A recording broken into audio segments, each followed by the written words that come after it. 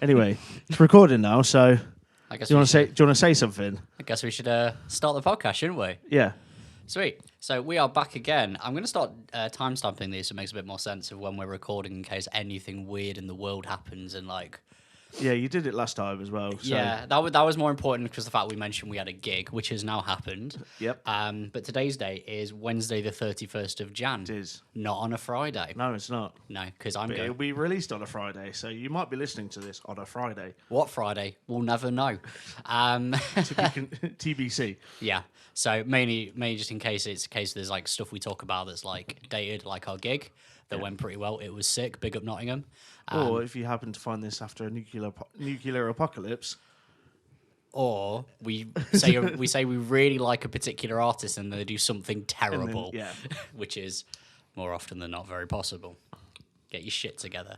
Okay, so this week is a bit of a special episode. We are joined by a good friend of us, Mr. Berry. Hello, thanks for having me on, boys. You're welcome, my dude. Thank you for being here, because this is a very left of field, because, we'll let Berry explain itself as why he's here. So, tell us about yourself. Before we get on, hold up. Hang on. 3, 2... The sponsor. The sponsor crack. Your name here, sponsor crack. Anyway, carry on. So, hello, my name is Berry. I'm a massive nerd and friends and part of the Wolves Don't Sleep extended universe, so I'm here to talk about all things shenanigans. Recently, one of my big things that I've gotten into... Before we go into that, we're gonna do the intro. Okay. So, Berry's established that he is not a member of Wolves Don't Sleep, but he's a part of our extended cinematic universe. What does that mean for a band who's not signed to a label? We're not sure either.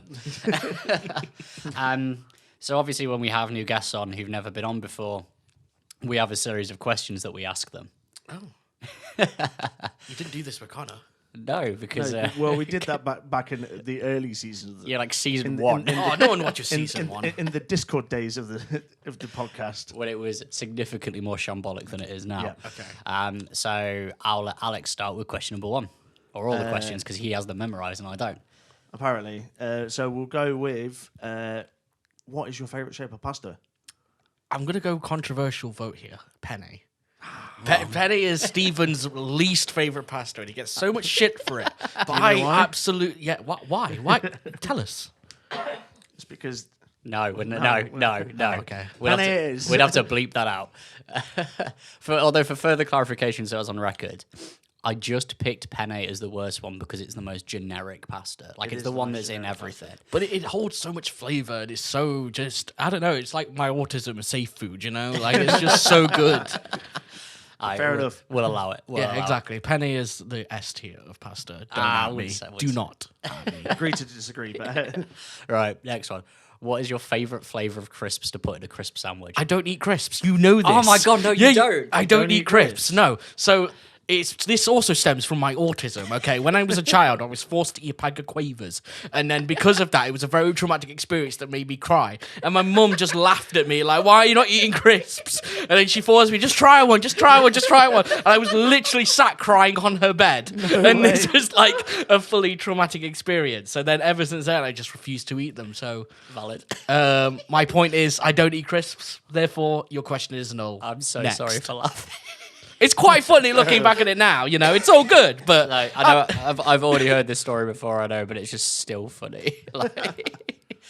Right, well, I've got a final one then. Or it's so this one's a two-parter. Okay, hit me with it. It is, if you imagine a crazy world where you were a WWE superstar. That's not a crazy world to live in. Which, A, would you be a face or a heel or an underdog? Uh-huh. And B, which artist would you pick to create your walk-on tune? Oh, I would absolutely be a heel. But I'd love to be a face that goes heel first, actually. Right, I would love to build like the ambience behind everyone's like, oh, he's so nice, he's so that, and then just destroyed. A face that goes heel is essentially your current social standing over the past couple of years. That is very true, to be fair. Like, I feel like the story of Barry will have to be told on this podcast with certain names expleted and everything else. But yeah. Maybe a part 2. Maybe a part 2, yeah. Yeah, because you've literally gone from like, oh, this is Barry. Like, he's the nerd guy, super friendly. I mean, you are like one of the friendliest dudes I've ever met. And then all of a sudden, like, your new alter ego, Barry, has come out. Which and is then there's just Barry. Like, and then there's Barry. There's lots of different versions of this depending depending on who you speak to at the time. So. Yeah. So like your face to heel arc is currently in progress. Yeah, exactly. No, that's absolutely fine. As for a walkout song, God, I feel like it would have to be. I think it would be "Slipshod" by Enter Shikari. Yeah. You know the Yeah, one where yeah, they're yeah. like, Yeah, just a song. It's more about how they're just "Get me the manager." Yeah. And then it's just Raoul being a proper laddie in that. So yeah, that would be absolutely it. And Did then you choose to get Enter Shikari to do their own version of it for you? I mean, it is, Sometimes wrestlers get edits. yeah, that and is sometimes true. They Yeah. get like originals written by the artist. I want Taylor's version. That's what I want. Slipshod Enter Shikari Taylor's version. Yeah, that's what I want. Yeah. I mean, to be fair, Taylor Swift definitely strikes me as a woman who pays someone to talk to the manager for her. Yeah. On the back of that, do you have like an idea for a wrestling name? Ooh. Barry. Like it just works so Yeah, well yeah, at this yeah. point. Like The not heel alter ego. yeah. Not even no. If we were going anything, it would just be the Barry. Barry. The Barry. Not to allude to you could just be any Barry. This is the Barry. That would be it. Kind of reminds me of Archer, you know. Oh yeah, like Cyborg you know, Barry. Yeah, Cyborg yeah. Barry, and he's got all these different versions of himself. That, Yeah. God, I've not watched Archer in a long time. New season's out. It's all right. Yeah. Yeah. watched That's, it all. Yeah, it's that's, very that's, good. that's all I got to say about it. Like, I enjoy Archer. I don't really think it's like groundbreaking, Archer- but whatever- it's a decent laugh. Archer, whatever. What happens with me is that a new season will come out. I'll watch it in a day and then forget Archer exists for like another year. That's basically it. Although my problem is, I listen to Bob's Burgers first. Oh yeah. And it's the same voice actor, Yeah, and I love Bob's Burgers significantly more. But then sometimes if I'm not paying attention, I'm imagining it that it's Bob's Burgers. Yeah. I mean, there was that crossover. There was episode also yeah, the crossover where episode. he got amnesia and thought he was Bob's Burgers. Yeah, it's Chris Farnell as well. He's quite prolific in all of these animated shows as well. Yeah, so he you is, can yeah. easily like figure out he's like Jerry from Rick and Morty. Yeah, that's what and I then really think he's about him. what is Face from Archer, He's the nerd guy. Cyril. Cyril, yeah, from Archer. He does all these other things. This is what you need. You need a top 5 animated shows podcast next time. Oh god, we'll add it to the list. Top 5. Yeah, we could do a few top 5s. We'll just keep doing top 5s of absolutely everything until we run out of things to have top 5s of, and then we'll just start doing like, Top 6 like or bottom 6. or then like things that we hate the most, and then go Top from 5 there. things that we hate the most. I'm sure we can come up with a lot of top 5s for those. Marmite. Give me 5 minutes. We're going to need a lot more than 5 minutes. Stephen. Yeah. Sweet. Cool. So before we get into like the major filling of this podcast sandwich, don't know why I just said that. That's the fucking cringiest thing I've said all week. You were just making a sandwich before the podcast. And I We was got just here as making a well. sandwich, and you turned up in my kitchen window. So I have like one bit of news that dropped this morning, which is like pretty mental. Okay. And it is I say it's developing. It has happened, and I don't think we're going to get much more out of it unless someone else decides to go public. So I woke up this morning and checked one of my favorite places on the internet, r/metalcore. Of course. As you do, to find out that the vocalist from Ocean's 8 Alaska has quit. Oh, I Again? saw this drama. Yeah, Yeah, didn't he yeah. put on like Twitter or Instagram reels that he regrets rejoining the band or something? His, So, his yeah. statement opens with, rejoining Ocean's 8 Alaska was a mistake. Oh, man. It was very lengthy. It was like 4 slides on Instagram. But the TLDR is basically the way that Oceans is run is very lopsided. So like some members of the band have more control than the others. Oh, so, it's Chris Turner and friends.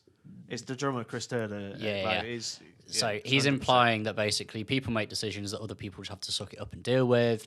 The money splits aren't fair, Yeah. et cetera, et cetera, et cetera. And then the missus from one of the other ex-vocalists chimed in going, this sounds familiar. So Well, so we have a a kind of half connection to the other vocalist from Ocean's 8 Alaska, the guy that did their second album. do we? Yeah, because he was the vocalist, correct me if I'm wrong, from Laguna Sunrise. Was he? Yeah. I must have missed that. But yeah, no. So that's a bit wild, especially because I am seeing them next Thursday. So whether they have their new old vocalist back, because No, it looks like they're going to have like somebody completely different, maybe. and somebody else has quit. One of the guitarists has quit, so it's not looking good. Especially because that new album's still not come out, and just everything. So there's a lot of mental stuff in that camp, which is wild. Yeah. Well, I guess Anyway. we'll see what happens. Yeah. Anyway, that ends the news. Unless anyone's got anything else. Well, there was the whole crossfaith debacle of one of yeah, their the guitarists leaving, being shunned out of the band, essentially. Oh yeah. So Thanks for reminding me. I completely forgot about that. So essentially, many moons ago, Crossfaith had a full world tour ready to go, and then they just went, "Yeah, it's cancelled." Yeah, like whole world tour, like US, I EU. do remember this. Yeah. dropped on a And- complete hat's notice just because of, well, allegedly because of some issues with getting some of the members of the band abroad outside of Japan. Right, and yeah, they've yeah, I do only, remember this. So they had a short hiatus for about a year, roughly, where they were doing small shows around Osaka, Hokkaido, and everything else around Japan. Yep. And then from that point, they've just not toured outside of outside of Japan since. And then lots of rumors are flying around where everyone thought it was the main singer Kente who had the issues with getting abroad, and that's what solved a lot of drama behind that. But now one of the guitarists who formed the band with them has been shunned out very quietly. Really? Yes. Yeah, and I've tried to look into when Berry mentioned this happened, which means now they can actually tour again, which is sound. Assuming that's the issue. There isn't actually any speculation or anything on the internet because no one knows. Whatever happens in the media in Japan, it doesn't. It doesn't quite make it. Because over here, I googled it and there is nothing. Like even on like Japanese websites and stuff, there is nothing other than here he is, here's his band, and also he's left. So whatever Okay, right. happened, it's very hush hush. But especially with how I suppose stricter Japan are. I was going to say it's a bit more of a culture over there to just mind Mind your own business. mind your Yeah, own business, absolutely. basically. And whatever whatever he's done, even if it was just like a minor crime or whatever, it's not going to be discussed. So we'll never know. Like, and unfortunately, like Western metalcore Twitter is a complete cesspool of craziness. Yep. Japanese metalcore Twitter is just people just going, "I like this band." Yeah. So there's no drama for us to find. That's It's just Rio from Crystal Lake going to every different band and having a different cover every week. Like. And that band Sailing Before the Wind playing outside of McDonald's the other day. Oh, yes. Yeah. So big up that, I guess. Big up that, yeah. Yeah. But yeah, so The only other bit of news I can think of that's hot off the press is Yumi at 6 have called it as a band. I know they're not exactly metalcore, but you know, a lot of us emo tweens grew up with that sort of music. I've been nowhere near any form of music news this week, so I didn't know that. Oh, okay. It's literally just like And as they of today. called it. They're doing called one it as a- more farewell tour apparently, okay, and they're going fair to call enough. it a day and then because they'll be back in like 2 years. like John Franceschi can't get any pants that fit him anymore. That's what it is. Like they've all is got it? so tight, and it's just I thought you would say that you can't get it up anymore. no, God, no. Josh Franceschi is adequate, I would imagine. That's all I've got to say on that. So, but yeah, if you want to go see them, their farewell tour is happening soon. So Fair enough. I saw them once and they were really good. I've seen them quite a few times actually. Yeah, I saw them with Scouting for Girls. Okay. Another. Are they band playing that- Slam Dunk this year? I think they are playing Slam Dunk this I year. might catch so- him then. Yeah, After I've had a big cry at the Wonder Years. Nice. as is tradition. No, As is tradition. can recommend Yumi at 6. I mean, a few of the Like- songs that I vaguely remember aren't bad. I knew, like, even to this day, I don't really know that many Yumi at 6 songs, but you've got your classic, the one with Ollie Sykes. Oh yeah, Which- of course. Yeah, I remember the chorus, but I can't remember the name of the song. Bite My Tongue, I think it's Bite called. my tongue, underdog. Oh yeah. Yeah, and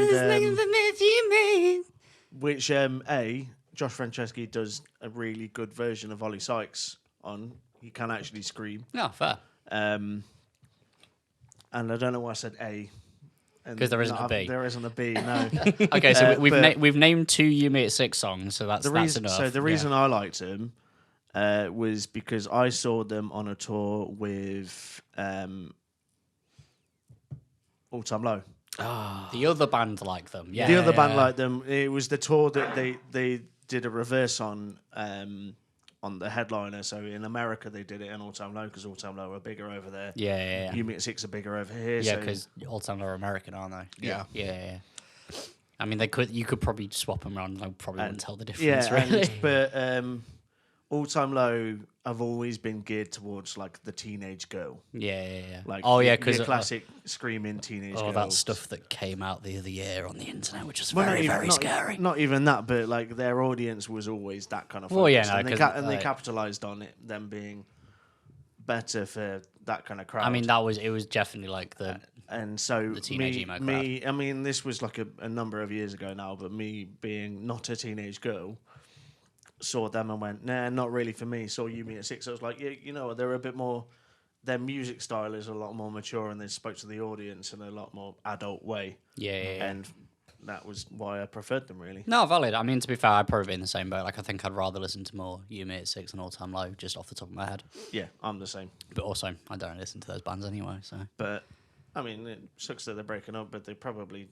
They've been going on since like 2009, This is it. 2008. So So, you know, they've been going on for a been- very long time. They've done pretty well for themselves, so fair play. Yeah. Like, Yeah. They're probably one of the bands that were like on the original Warp Tour back in the day. oh yeah, 100%. It's like, 100% them and All Time Low were on the original. And they were Warped like Tour. all over Kerrang and stuff when we were like teenagers. So, Yeah. like, Yeah. At, fair lea- fuck, isn't it? at least they're getting, you know, calling it a day before the one of them gets out as nonce. So, you know, That's it, and they're probably calling it whilst they're like basically still at the top of their game. Yeah, they yeah. probably have fallen off a tiny bit, but yeah, they've just gone. You know what? It's not getting bigger from here, so let's just And like I said a minute ago, they're not getting big from here, so they're going to reform in a couple of years. yeah. And get And cash play in on- Slam Dunk again. And play Slam Dunk again.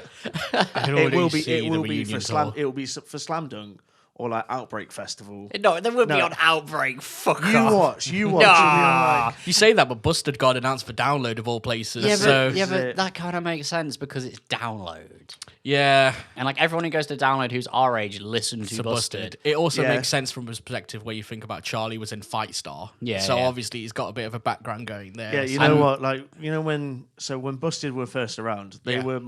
were the first live band that I actually saw in an arena. They were like Like, one of the first. It was with my mate's mum, like, and she took both me and my mate.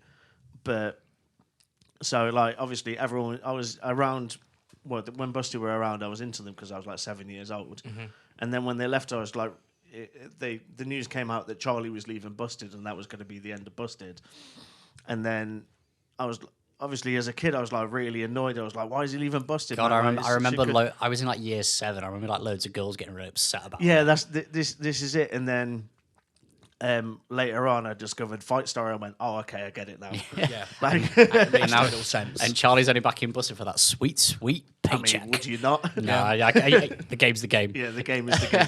Definitely. I mean, to be fair, Busted were one of the first like bands I got into as like a little kid. And Yeah. it was like, oh, it's guitars. And then obviously I liked the sound of guitar music. Yeah. And then obviously as you get older, you find other bands with guitars.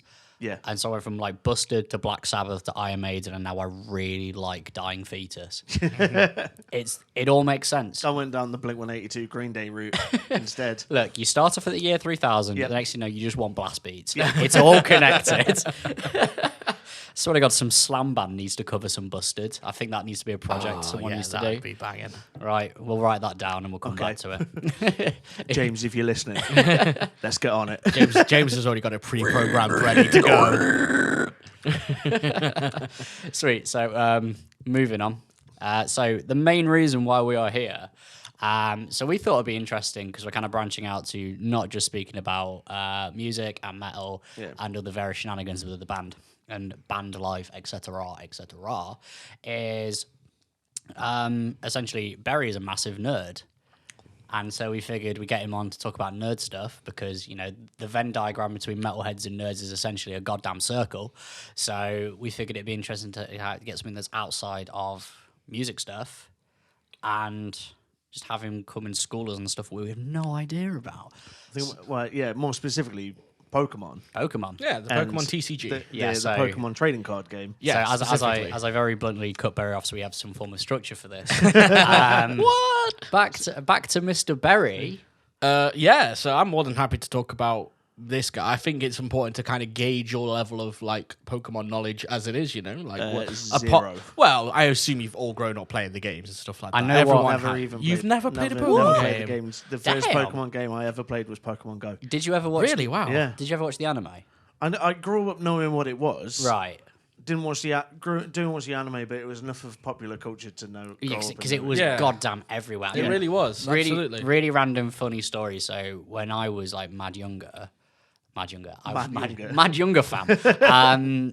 So when I was in like primary school, you know, when like cable TV was first like becoming a thing. Oh yeah, when you had slightly more than 5 More channels. than Yeah, terrestrial. We had like my family had like one of the early versions of like the Skybox. Or Oh whatever. yeah. man. So I had like I'm not like saying we had loads of stuff, but it was just like whatever we had that I somehow had access to Sky One. Yeah. On a midday before school morning, where Pokemon was being aired. Mm-hmm. So then I went to school. I went, hey, there's this cartoon I'm watching called Pokemon, and trying to explain the concept of Pokemon to a bunch of kids in primary school, who then told me I was lying and it wasn't real. So then you can imagine my absolute. Oh, so you were into Pokemon before it was cool to be into it. Apparently I Yeah. was, but at this point I was just like, "Hey, there's this thing that I found. It was dead cool." Then they're like, "Shut up! That sounds really stupid." And then like follow on like 2 years later, and Pokemon's like fucking everyone. I went, "What? I already knew about this." Not I say knew about it. It's like I watched the cartoon a bit. Went, "That's a Pikachu," and that's as good as it got. Yeah. And I did have like a Game Boy Color and stuff, so like I played like Pokemon Yellow. That's good. See, I think my fault down was that I never had a Game Boy as a kid. Like my first console was a PS2, and then the only handheld console I ever owned was a PSP. Basically, just PlayStation through. I mean, to be fair, getting a PSP, the PSP was probably one of the most elite handheld consoles. To Oh, have yeah, ever. It was 100%. way before its time. Yeah, it was- ahead of its yeah. time. Like it was absolutely insane. Like I feel like Having a PSP was what introduced me to Monster Hunter as well. What a fucking set of All right, games yeah, that no, was. Monster Hunter. All right, Monster Hunter is yeah, a fantastic game. but yeah, so my knowledge of Pokemon is pretty standard for like average growing up. Because obviously I played most of the games up until I want to say like Ruby. Yeah, I've never completed a Pokemon game. that's fine. and Not I a have lot of people do. I have played bits of the trading card game. Yeah, you've got the app on your phone. I've I also see got the you- app on my phone because Yeah, of you yeah, and yeah. Luke. So I have like a pretty a pretty bang average knowledge of Pokemon Yeah. up until a certain generation, and obviously just being around you. Well, that does help, obviously. So, should we go? Let's go back to younger Berry. okay. When did you first get into Pokemon? A very similar age to Steve, I would imagine. Literally just, getting home, watching it on Fox Kids. Oh, Fox Kids! Yeah. Now we're throwing it back. Yeah, absolutely. Watching that and then like Sailor Moon and like Totally Spies. Oh yeah. Like all the kids that just make you very hot. The kids, no. All the shows, all the shows that make you very horny. All as the a kid. kids shows. Yeah, that end there up- you go. Yeah, that awaken things in you. yep, absolutely. Not the Pokemon show though. That was something That's how I else. felt watching Teen Titans as a kid. Big up Raven. Anyway, Anyway, yes. All the Hex Girls on Scooby Doo. anyway, carry on. Anyway, so Stop yeah, it, so Steven. the horny podcast. A very similar age from then, and then I had a casual like acquaintance with it with all the games that came out. Yeah. I was very much a big Nintendo kid as Yeah. stuff comes along. So obviously I had stuff like the GameCube, the Wii. Yeah, I yeah. even had the Wii U that no one fucking bought. But Oh yeah, the bad Wii. the yeah. bad My Wii. little brother got a Wii U. I'm sorry. Like I played Mario Kart on it for a bit, and I was just like, "This is all right." It followed the same kind of structure Nintendo always do. Any kind of hardware iteration, they had like to have a gimmick. Yeah. So with Yeah, the yeah, Wii, it it was was the the- motion the- controls. Even before that, they had stuff like the red thing that goes on your head. What's it called? Yeah, but Nintendo have always had like absolutely batshit peripherals because they had the Power Glove. That's it. They had the Power Yeah. Glove, and then they had the early iteration of a VR headset that you wear like on your face. and also, let's not was forget really from quite like bizarre. the Game Boys, they had the printer, the camera. The printer, the camera, yeah. All the addition. I did see all about all these. additions. I had a Game Boy camera and printer. I don't know where it's gone. If I ever find it and it still works, Well, we'll get out some go fun. They back are to- of even worth going a back to, like- fortune. Are they? They are. Damn. So I have a friend who comes to play Pokemon Locals with me. He's from Canada. He has his girlfriend over here. He comes and visits and everything like that. He bought it over there in like a thrift store for like $50. Yeah. Like random eBay sellings of like 200, 300 pounds. I swear to God, that's gonna be the one thing that my parents threw out. Yeah, it definitely is. Or it's over in that pile over there somewhere. You never know. I've gone through all the pile of stuff at my house. Mate. That's It's fair. not in there. Otherwise, I would have told you. Other that, you already sold it and forgot about it. No, I would have remembered. But yeah, like going on from Nintendo, obviously I had like a massive infatuation with it, and then the year COVID happened is where the big Pokemon boom happened again. Oh, yeah, like yeah. you'll all know about like Logan Paul buying all the Pokemon cards, Yeah, PlayStation yeah, boxes yeah. and stuff like that. So that's when I really got back into it recently. Just watching a lot of that content. I remember watching a lot of Max Mofo Pokemon, opening up packs every fucking day. Yeah, So I no, was the just there, the whole trading card thing really kicked off in the past couple of years. yeah, I absolutely. mean, it's a pandemic thing because I got into Magic the Yeah, Gathering. yeah. We all the got back pandemic. We into all Magic got back the into Gathering. that. We were all I sat got here into playing it Magic. for the first time in the pandemic. Oh, really? Oh, my yeah, God. Damn. I was never really a trading card game guy Fair. until we had nothing else to do. Yeah, that's true. And then Yeah. Dan showed me how to play Magic the Gathering, and I went, actually, you know what, this is kind of cool. Let's go on it. I mean, out of all the trading card games that I've played, I think Magic is one of the easiest to get into. But Not financially. not No, no this trading is card what- game this is what I easy realised. financially. So I quickly got into buying Magic, and then I quickly got out of buying Yeah, Magic that's- because that's- I went, wait, this pack cost how much? Yeah, no, like I'm happy just to, like I own 2 decks. I don't know Yeah, what yeah. one of them's gone. Yeah. But it's just the one that you can play. But it's like with like original Yu-Gi-Oh to current Yu-Gi-Oh. Yu-Gi-Oh is a massive, really expensive card game as well. I think like Pokemon's the easiest entry for cost-wise analysis because obviously I go to all these events that we'll talk into a little bit later. A lot of people flood to Pokemon from other card games such as Yu-Gi-Oh, Dragon Ball Z, Magic the Gathering, just because of a pure cost basis. Well, Yeah. So the thing I found with Magic the Gathering is that like you can have a set for a year, Yeah. and then the year later in like standard rules, that set becomes Obsolete. It's the same with obsolete, Pokemon. Yeah, oh, is it? Yeah. Most games operate like that. Yeah, it's so basically the game could evolve and everything else Yeah, because yeah, eventually there's going to be power creep in like card design and everything else. So you don't want lots of things, and then obviously with lots of different combos or abilities and stuff like that, they can sometimes become game breaking because Yeah, developers for these games don't know a lot about the older cards. Yeah. That's really quite prevalent in Yu-Gi-Oh! Is one of the card games. A lot of people come to me and say to the fans, "Oh, I've quit Yu-Gi-Oh! Just because it's shit." Well, and and they've broken sometimes the game. you need.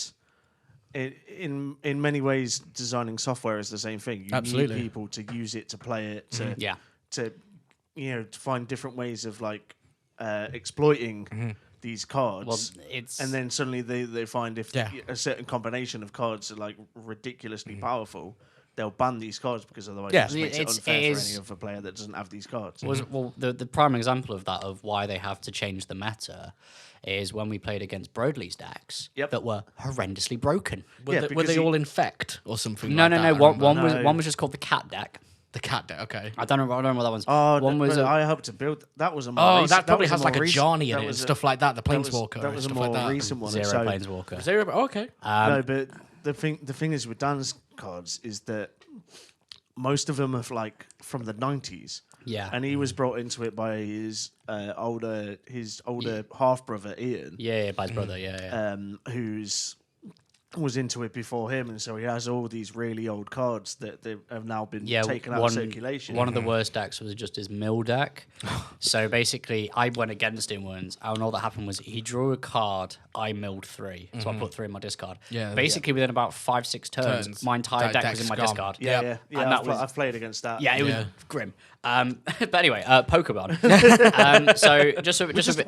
We prefaced this episode by talking about nerd, Nerd stuff. stuff. Yeah. That is very true. We're going to So- go on lots of tangents about Nintendo and like product placement and whatever else. So, So it's yeah, all so good. so you got into Nintendo at like a mad young age, and that's like I think that's basically like a thing between it, because between the three of us at this table, we all had between the games that we play and the stuff that we're into, we've all taken 3 very distinct lines. Because Alex, you're a PlayStation dude. I am. Yeah, Barry, you're a Nintendo dude.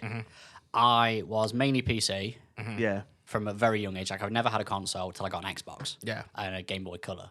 So, but then Xbox was my main thing. Then I got back onto PC gaming. So I think that's really interesting the way that To be fair, I was PlayStation. I say I was PlayStation boy, and then got an Xbox 360 of the next generation because Yeah. I was following what was considered the more powerful, yeah. and the Xbox 360 was considered more powerful than the PlayStation 3, and I just wanted to play Halo. I mean, just wanting to play Halo is a valid excuse. Yeah. But then after that, I moved to PC. Yeah.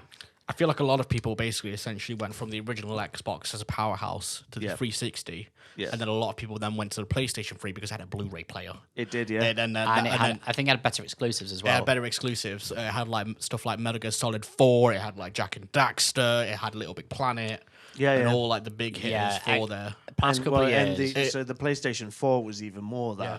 because you had games like God of War and like Horizon. and Yeah, everything. because the past few years, Xbox has really dropped off the console exclusives. Yeah. But they have decided to start putting all the money into Game PC Pass and and the stuff Game like Pass, that. which is working way better for them because there are a massive chunk of PC players. You don't really hear about it because it's always the quote unquote console wars, Yeah, yeah. which is always Xbox versus PlayStation. Nintendo are over there printing money every time they release a Mario Kart game. And but my initial point was essentially is like it's interesting how we all have very distinctive taste based on just what we started at. Yeah, absolutely. Which I think is like the main thing because like I'm massive into like RTSs and stuff, which Yep. are mainly prevalent on PC, PC, games. yep. And obviously you and like Jack and Daxter, like Yeah, platformers. yeah, my and- platformers, I really like them. And you love like me, you and me have like a Yeah, similar we have a taste, lot. We have Barry, a lot but, of like, similar taste when it comes to gaming and stuff like that. We're all into our big RPGs like Mass Effect, Dragon Age, The Witcher, and stuff like that. And then also we do share our love of Stellaris. Yeah, and you also play stuff that I've never touched, like every Nintendo game. Yeah, ever. yeah, exactly. You know? Because I've never, apart from playing my brother's Wii U a couple of times, I've never really played a Nintendo game, bar when we've all got drunk and played Mario Party and stuff. We should have got James on this podcast because he's a huge Nintendo guy. Yeah. Oh, is it? Yeah, I've he's never massive, realised massive that James Nintendo. is bigger than He's got two Zelda tattoos. He's got 2 Zelda tattoos on the back of his legs. But you Dark never Link- wear shorts. He's you never got, see he's him. got, he's got basically it's like the yin and yang. so Yeah, he's got yeah. the Dark Link and the Light Link Yo, It's tattoos. the Ask come him well, next time you Yeah, see yeah. James, get him to show you his tattoos. I 'cause can't they remember are the sick. artwork it's for. It's when it's like Mini Link. Toon Link. Is it this one here? No, it's not. It's No. On there? Okay. No. Okay, we'll have to come back to this. 'cause Anyway. I don't know anything about the Nintendos. Me and James are going to start a rival podcast talking about Nintendo shit all day long. That's what it fair is. enough, man. Go for it. Pop off, man. Yeah, Pop off. yeah. But yeah, so the preface of why we asked Barry on is because, as Barry will explain, is he does a lot of Pokemon stuff, and that I have bear witness to the sheer amount of card nonsense. So yeah, like if we go all the way back, saying how I got really into the Pokemon trading card game, it was Yeah, really yeah. like 2020 when everyone was, Yep. in lockdown and everyone had disposable income. So it was a case of, Yeah, yeah, I'm that's going to it. buy some of this shiny cardboard. Disposable income and all the time in the world because That's literally it. So it was a case of, buying lots of shiny cardboard and then having it sit on a shelf. So I realized maybe I should do something with Yeah, this yeah. rather than you just reset it and then go from there. because So. there is just the collection side of things. Yeah, isn't there, absolutely. mate? There's a lot of people that collect Pokemon that just do it surely for the cardboard. They don't play any kind of events or And anything they like hope that. for like the nice rare cards. Yeah, and they'll- exactly that. They'll There's put lot- them in casings. And Yeah. There's lots of chase cards that people go for. and- With stuff like that, because like obviously like this isn't like me knocking it. It's more from a perspective of I don't understand it because like I don't really collect things per se. Like I have stuff that I buy, so like I like this and I want it, but I've never really had like a full set of anything. Yeah. But in the concept of like just buying the Pokemon cards just to own them, I don't really get it. Like obviously it's the whole thing of like, oh, I've got a full set or I've got all these So- things, but like I don't really get the appeal. I understand that some people see it as an investment. Definitely. I mean, So- I can't even argue so- that at all. Continuing to buy packs and cards to get these rare cards and to put them in a casing. The idea is that either you'll be known as a guy that has a rare collection, or whatever, or you leave it 50 years and suddenly your pension's paid for. Yeah. I mean, that is Or the hope is that your pension's paid for. It could go the other way. Yeah, there's a lot of people that connect. Obviously, that vintage Pokemon cards hold incredible value. yeah, Yeah, all exactly, the yeah. original Yeah. ones are And any kind of insane. like modern stuff, people do end up buying a lot of like the more niche products or the sought after products, and they do keep it sealed. Yeah. A lot of it does stem from, as Stephen said, holding that value or appreciating in value. Yeah. I know a lot of people that do that just for the value of anything else, but there are people out there as well that like to have the full collection, so they're known as master sets. It's like one of each card in a binder. yeah. They'll just pop that on a shelf, and then people do sell master sets as a bulk of that. Because you've saw everything, they do have a bit more value to them for that. And then going on forwards, it's just a case of everyone then sells up. But yeah, so from that point, it was just a case of I carried on collecting these cards, and then I needed something to do with them. So I went down to my local game shop, started playing with some people, didn't really know anyone, and then all of a sudden I'm going to regional championships in Liverpool. So yeah, like Oh, it's been mad interesting to see because like you just start playing it as like You just go into like the local game shop and just be like, oh, I just play Pokemon like once a week now. Yeah. And then you just So talk to me about how you get into like the competitive side of things, like. So there's like different tiers of events and stuff that go on for that stuff. So obviously you've got like your local, I don't know, like Tuesday night. That's where you go and play local scenes. So that's like your local game store level and stuff like that. And they have events there that are sanctioned by Pokemon. Okay. So there's two different point systems to remember in the Pokemon TCG. There's play points, which you get for attending events, and like you get prize packs for that for attending certain events and stuff like that. There's something then known as championship points. Okay. So championship points are only eligible if you go to premier events such as League Challenges, League Cups, regionals, internationals, and stuff like that. So you earn championship points for going to these events and placing in certain positions. So I do have a list here of where you can earn these points. I mean, the fact that when this was explained to me the first time, I was just like, so how do you get to this? It's like, also, every single event you do, even like at the local level, you get points for a win. That's essentially it. So over the season, which typically goes from like July to July. So like it's a full 12 months. It's a full 12 month sort of region. You know, you have to earn a certain amount of points to get to the World Championships to qualify. Yeah. And then you can only earn a certain amount of points locally. So through like League Cups and League Challenges, you can only earn up to like, I think it's like 360 points.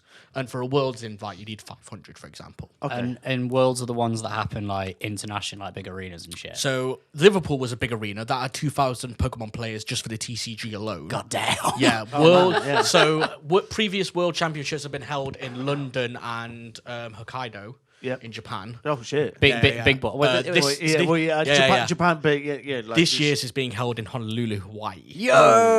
So there's a lot of going for that, and then obviously you've got your small league cut. So I would say it goes from your local scene, which is like sanctioned events, and then from there you've got league challenges, which are the next step up. So these are like slightly bigger events where you get extra prizing for winning and stuff like that, and you pay a more premium fee to enter them. Okay, and stuff like that, and that's where you start earning championship points. So if you get like a first place, you get like 15 CP.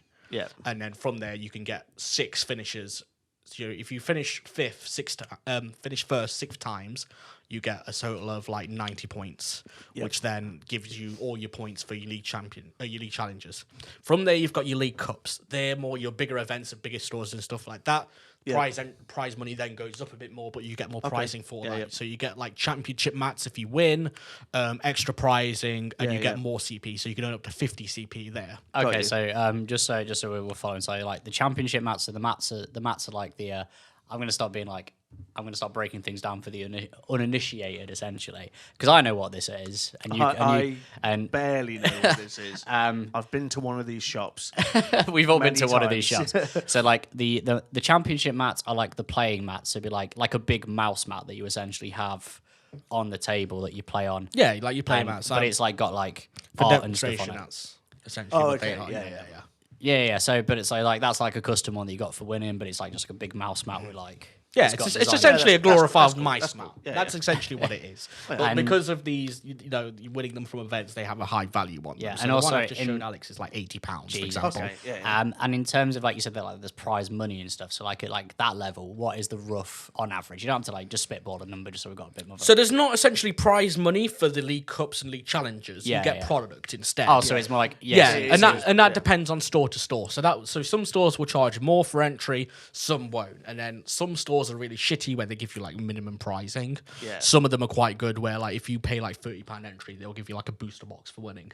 And a booster box is roughly about £130 retail. Yeah, no, that's cool. Plus the mat, which you could then resell if you win a few of them for like at least 30-50 quid. So yeah, because obviously if people either miss out on that one and don't get that specific one. Yeah, so there's a new mat for each quarter as well. So every 3 months a mat rotates out. So even if you play it but you don't win but you want to collect all the mats, or you don't play it all and just want to collect the mats, everything. I mean, essentially a lot of things with all these TCGs is everything's a goddamn collector's item. Yeah, well, yeah, like, which absolutely, is, like, so it's just interesting to see because the it's the same thing. It's that rare item. So if you have an item that's only available by playing a certain league or a tournament or a championship or whatever, then you have a like a one of one or a one of Probably Yeah, not, exactly. Probably not a 1-of-1, but No, but they are exclusive items, One of definitely. Italy, yeah. Exactly. And then the level up from there is what I attended over the last weekend, which is the regional level. So typically each region will have maybe... Europe has more just because there's a lot more ground to cover, but usually there's like 8 or 9 of these in a region. So there's America, Latin America, Oceanic, and then there's Europe as well. Okay, yeah. And then the Chinese have their own system, and so does Japan, because they of course. just because they do. I mean, if you think about this, I mean, with Japan being the home of Pokemon, and like the way that probably that country's laid out, it makes more sense. They probably have like a lot more card game shops per capita or whatever. Yes and no. So obviously Japan is not as it's an island. It's not a large surface area. So obviously everything's a lot more condensed. But obviously there are collectors out there that like the Japanese exclusive products just because print quality is a lot better in Japan typically. And obviously, you've got all the waifu culture over there, people going for the waifu chase cards and go really obsessive for that stuff over there. So typically, if you've got a waifu chase card, you'll find it's worth a lot more in Japanese just because it's more sought after. And it's more rarer. So in Japan packs, they've only got 5 packs per card. What? Yeah. In a regular English or Western quad, you get 15 in a pack. In Japan, you only get 5. That is wild. Because their gacha culture is so big over there. So of course it is. Yeah, no, gacha culture is like insane. Yeah. So I'm aware of from playing like the Yakuza games and stuff. Like it's mental. Do you know what a gacha game is, Alex? I have no idea. Right. No, I'm lost. This is where you kind of get the divide between Barry being a mega weeb and me being like a mid-level. You're like my weeb. fence. Yeah, I'm the fence. So like a gacha game is essentially like all the loot box stuff, whereas like you whack some money in and then it's just like a random. Oh yeah, no, I have seen, yeah. RNG. So. Believe it or not, I have been to Tokyo. I have seen those. Of course, you're the only one here that has been to Japan. Damn. Didn't realise that that's what they're called. I only ever spent 24 hours there. It was when I was a lot younger. The least weeb man has actually been to the home of the weebs. Yeah, exactly. But yeah, so I can see that now because it's essentially just like it's a money. Essentially, all this is it's a massive money grab. Yeah, it's like all the stuff that we've seen in recent years of Wizards of the Coast getting in a lot of trouble. Because they keep printing loads of stuff just to make money off of it. Yeah. Which is bad capitalism. But also, the game is the game. But also, the game is the game. Yeah, that bread. So we got to that point. So, and obviously, we like China being massive. That's probably why their stuff. You'll typically find stuff in China is a couple sets behind as well. Oh, so just because it takes a lot to get through the Chinese censor wall. Oh yeah. So of course, in China right now, they've released a set recently that's called Fusion Strike. Right. That's recently just launched in China. That set's about maybe two and a half years old in English now. So that set is now rotating out for us in the West, but it's only just starting in China. Man, so you can't even. China probably has their own, obviously. They've got their own kind of season. They probably won't have officially sanctioned events from Pokemon. No, that's they'll have officially sanctioned products, but. Yeah, absolutely. Big citation needed. I'm not really big into the Chinese Pokemon scene, funnily enough. So yeah, fair enough. So talk to me about what was your route into this regional that you did in Yeah, so my sort of route was eventually I was going. Obviously, I play with a lot of players locally and stuff like that, and I've got Nottingham is quite a big scene for a lot of the UK big players. Like we've got I'll just name drop some players here. We've got Ethan Wild. He's like a number 4 in the UK at the moment. Okay. We've got like Shane Andy, Harry Dunn, Darren Mason. Like we've got quite some big hitters in the Pokemon scene that we all know locally. Play locally. They still play locally. Yeah. Sick. So we all get together. We're all like quite close, tight knit and stuff like that. So eventually, hanging out with these people, I was like, right, I'm going to start going to challenges. I'm going to start going to cups and stuff like that as well, and other things. I had a bit of advice from these guys. Yeah. Who to play. It wasn't really like advice. It was more just a case of it was just a natural progression of what I was doing. So, because when I have an idea, I sit and run with it. So that's what this was. So I'd go to different stores around Nottingham where we are. There's like a few different stores out there, and then I've gone to a few cups a bit out there, like third region, like Chesterfield, and a few other bits. Right, each of these building up your points. Yes. So depending on where you place in these challenges, depends on the points that you get for the season and stuff like that. And then so that incentivizes you to go on and get more. And then these points allow you to use those points to essentially qualify to Worlds. As a threshold to... Yes. Right, got exactly that. So you go to these events to earn more points, and then you're capped at a set amount locally, and that's when you need to start going to regionals and stuff like that. So regionals, if I were to start playing right now, learnt the rules, whatever, could I go straight to the event? You could that absolutely play go straight to regionals, yeah. and There's sign up and pay the fee or whatever? Yeah, exactly. Okay. So there's no kind of like cap on. The only thing you can't do is go to straight into the World Championships with Right, 0 yeah, points. yeah, obviously. That makes total sense. Yep. But for any of these I mean- regionals and stuff like that, if you've got a deck, you've got a Pokemon account, you can sign up, pay your fee, and go. I mean, also, like, if you wanted to go straight into Worlds, you get your fucking ass handed to you. So Oh yeah, quick. I yeah. imagine they do it. I feel like if you went to some of these regionals blind, you would get your ass handed to you because the level of quality of player there. Because it's not just this one I went to in Liverpool, for example. It's not just players in the UK. Yeah, People yeah. travel from all around Europe to go and Okay, join these yeah, championships so- and stuff like that. So I did not realize that. Yeah. So like the whole preface of this is because Berry went the weekend just gone. You were in Liverpool doing the regionals. I did not realize that people would travel internationally because when you said it's regional, I assumed it was only Yeah, Regional, so we- this is the European regional. So, Oh, right, okay, so so the it's- previous yeah, so the- regionals were like in Gdansk, Lille, Stuttgart is another one that's recently happened as well, and then yeah. there's Liverpool. So it's all around the Europe region. Oh, so people who want to get more points, they would Yes. travel across Europe Yes. to play Pokemon the trading card Exactly game. that. And then God hope to get- damn! And then you've got internationals, which is one in each region. Oh, Damn. okay. Yeah. We'll cover that a little bit later. Okay, Yeah, because the way that you said regional in my head, I thought there was like multiple in the UK. No, there is one in the UK. That is so it. There's the one UK one, and then so you're saying that Brexit hasn't affected Pokemon the trading card game. No, COVID did. There was a few more before COVID, and then ever since COVID's opened back up, there's only been one in the UK. However, we then have the international, which is Right. one per region. And last year it was in London. Right. Okay. And this year it's also in London. I mean- So the UK technically has 2 regionals, but the internationals are a little So bit can different you, because you get can more you points also and go better to the prize money. international as well? Yes. But would you also expect people from like North America to be showing up? Or Yeah, sometimes, yeah, definitely. There's some of the big players in like North America That that are is- chasing points, and there is a big prize money incentive to go to Okay. these events and do Yeah, well. yeah, absolutely. That is But- like, imagine going and it's like, all right, so like you've finished your month at work, you've put your holiday request and you've saved all your money, Yeah. and you're like, I'm going to London to play Pokemon. Yeah. what I will say about these events is they're incredibly popular and very difficult to get in as well. Right, Yeah, okay. because we had the whole palaver of like our mate who was going to go with you, because he doesn't play it at a level that Berry does, or if at all. Yeah. He just likes the shiny cardboard. Yeah.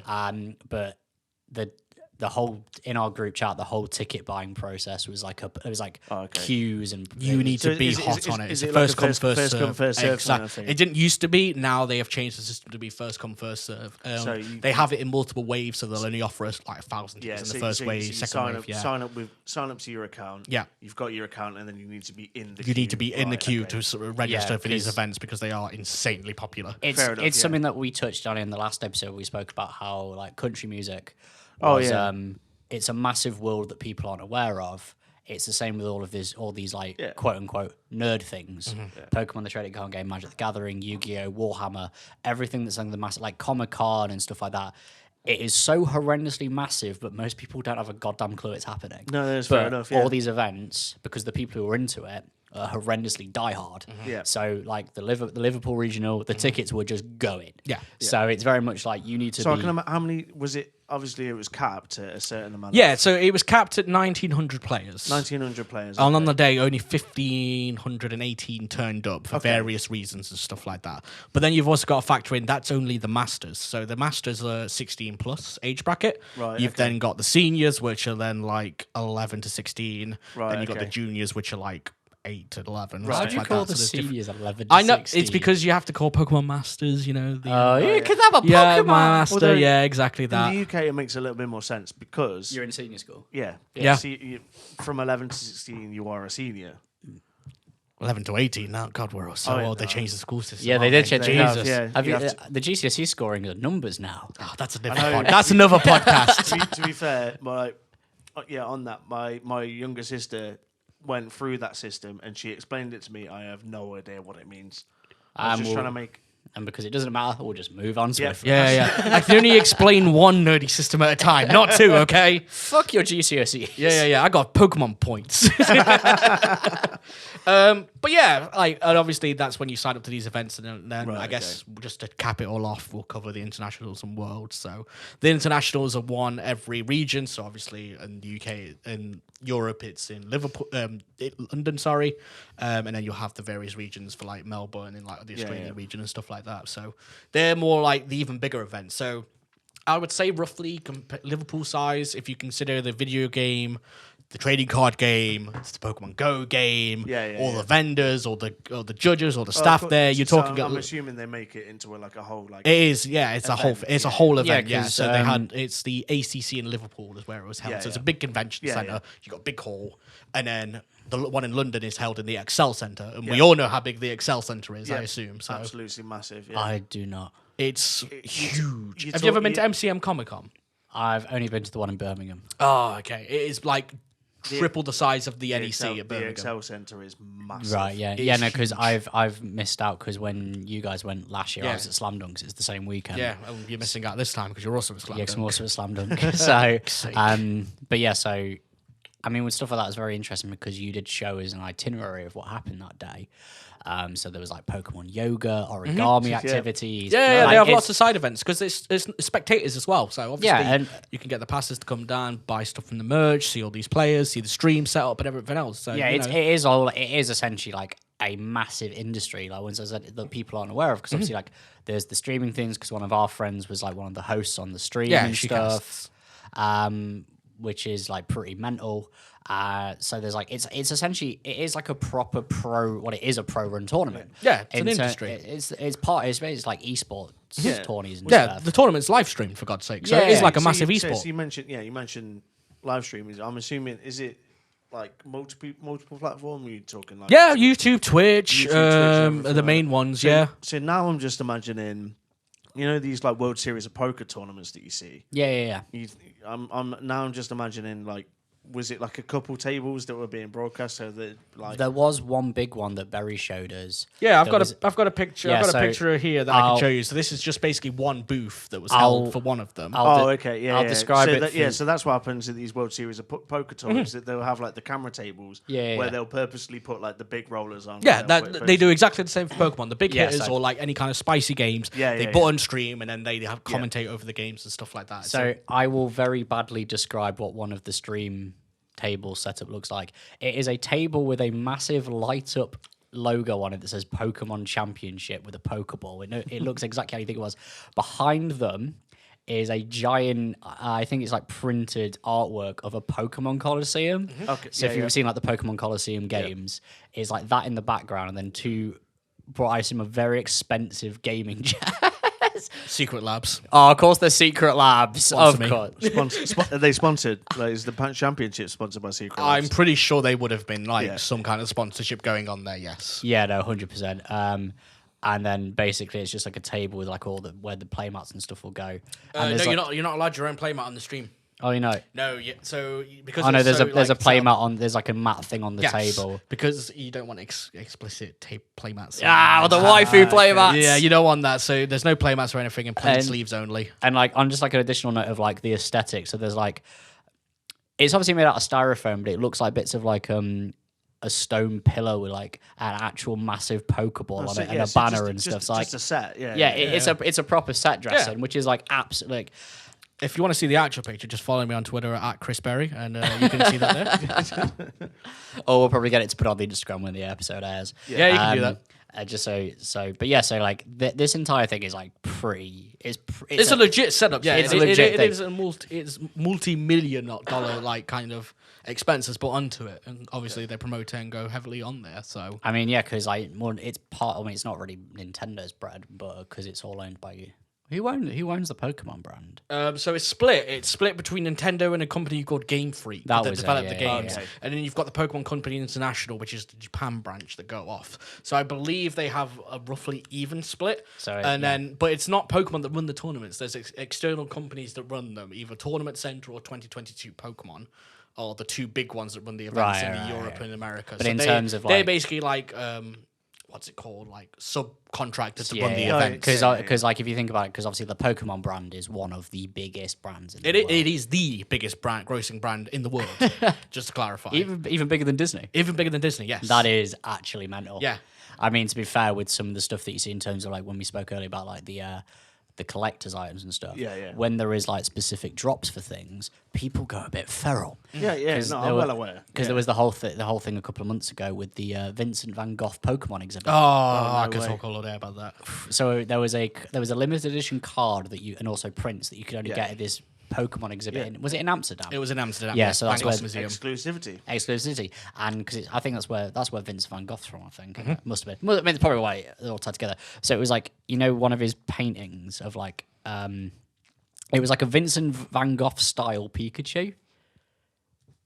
Okay. Yeah. Yeah. So, and there was just video footage of all these absolute neckbeards going feral in the Pokemon shop for Yeah. it. There was no need to act like that. I know you want the nice thing. Yeah, it looks like that. Yeah. It actually looks pretty sick. I have one. Just For, to for clarify. those listening, Google it. It's actually kind of cool. Yeah. And that's the thing with a lot of the exclusive things. They are really cool. Like there is no denying it does look cool, but there's no need to act like a goddamn wild animal over a bit of cardboard.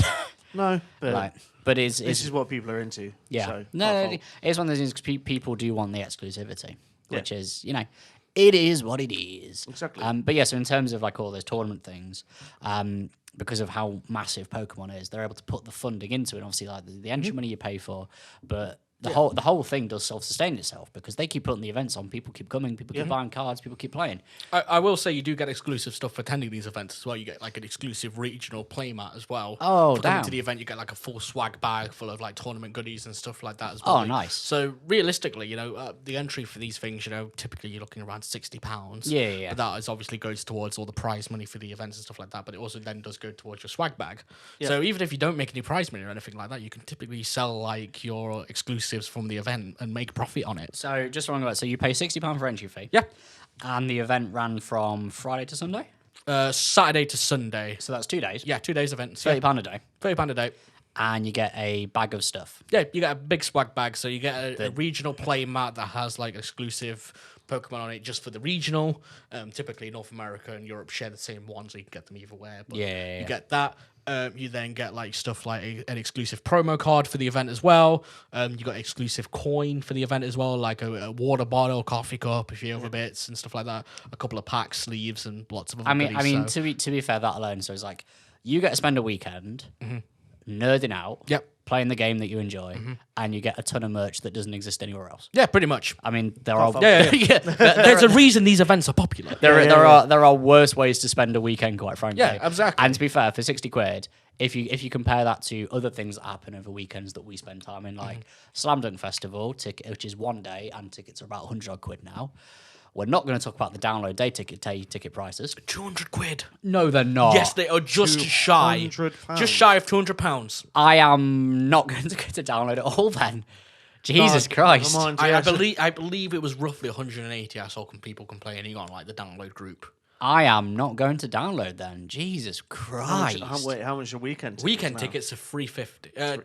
I think around about $325 for the weekend. That's the 5-day weekend. Oh no, camping so, package, though. gee, So okay. that makes a little bit more sense, but I can see why they're trying to do it. But also, It's basically to stop people going for the day and come for the weekend because they make you a lot more money off you. of course. How about Andy Copping? You go and fuck yourself. Anyway, Yeah. That's a weird tangent to go on, isn't it? Jesus. We might have to cut that one because I name dropped him. that's for I wonder if he plays everyone. Pokemon. Everyone knows who Andy Copping is. Like, if you All I know, I know Angry Coping. He's a really great Twitter account. if you know anything about Download Festival, you know Andy. You should know the name Andy Copping, and we'll leave it there. It's fine. We're allowed to name drop. We'll circle back to like more festival stuff after we've done the big tour. Sorry, no, Yeah. just because I've googled it now. They have not actually announced day ticket splits yet.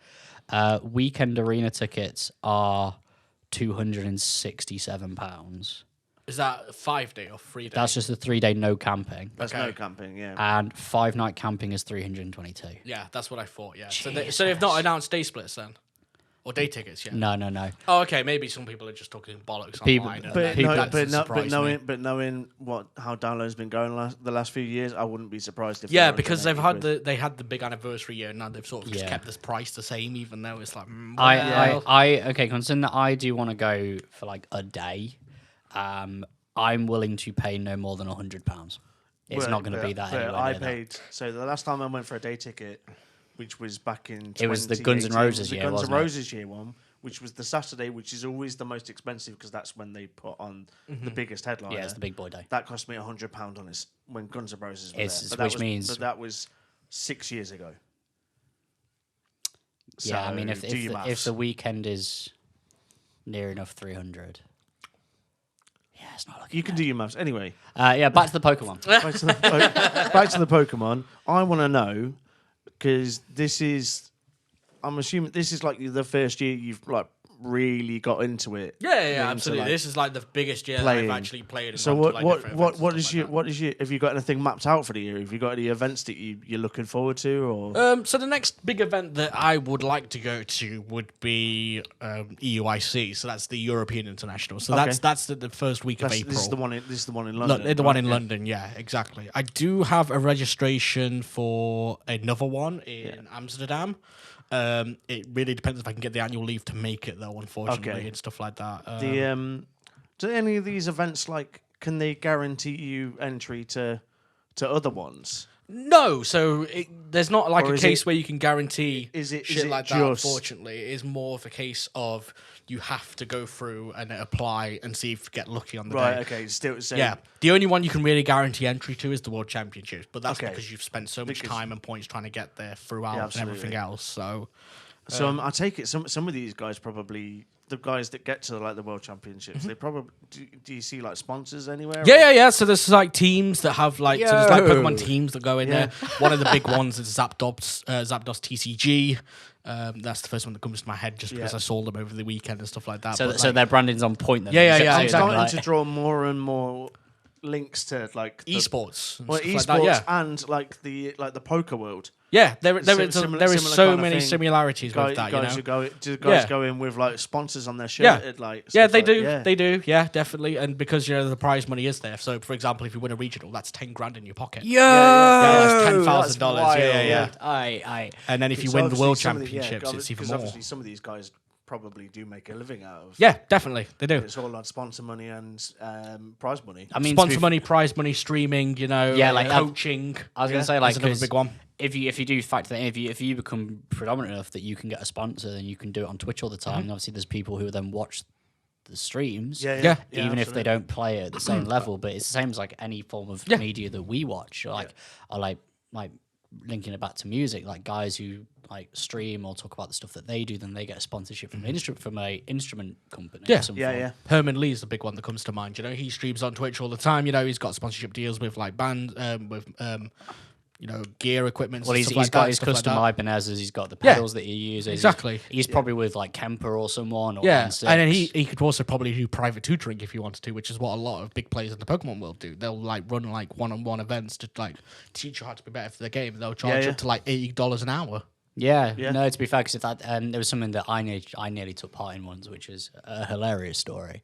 When Viota's Murder played Rescue Rooms many moons ago, it was the same year that Neck Deep got into a fight with security. Oh, at yeah, City. yeah, yeah. That year. God. Oh, when they were playing They're the same night. Yeah, Two yeah, different yeah. venues. Two different venues. The Deathcore show was in the smaller room, and the room full of people kicking the shit out of each other didn't get cancelled, but the pop punk band tried to get into a fight with security. Make Yeah. it make sense. But yeah, so essentially, CJ whacked up on his Instagram at the beginning of the tour, and he was just like, "Yo, I'm going to be doing like vocal lessons before the show." I do remember this. So I yeah. just went, you know what? Fuck it. Like I'll see what happens. I roll up to the venue, doors open, because the whole point was you walk in when doors happened, you miss one of the supports, and you spend like half hour, 45 minutes getting a vocal lesson off CJ. And I just thought I I was this is like way many. I must have been like my early 20s. So I was like, this seems like a good. I wasn't my early 20s. I was like 25. Fucking hell. It wasn't that long ago. And so basically, I thought, yeah, no, be a laugh. Yeah. Worst case, I get to hang out with CJ. Maybe I'll get some information off him. Yeah. Now looking back, because he's a fucking wank vocalist. It would have been a complete waste of my time and money. So luckily the gods were good. Basically, I got to the merch desk and went, "Yo, how do I sign up?" And they went, "Oh, he's not doing it. He's ill today." Oh, okay. Yeah. Yeah.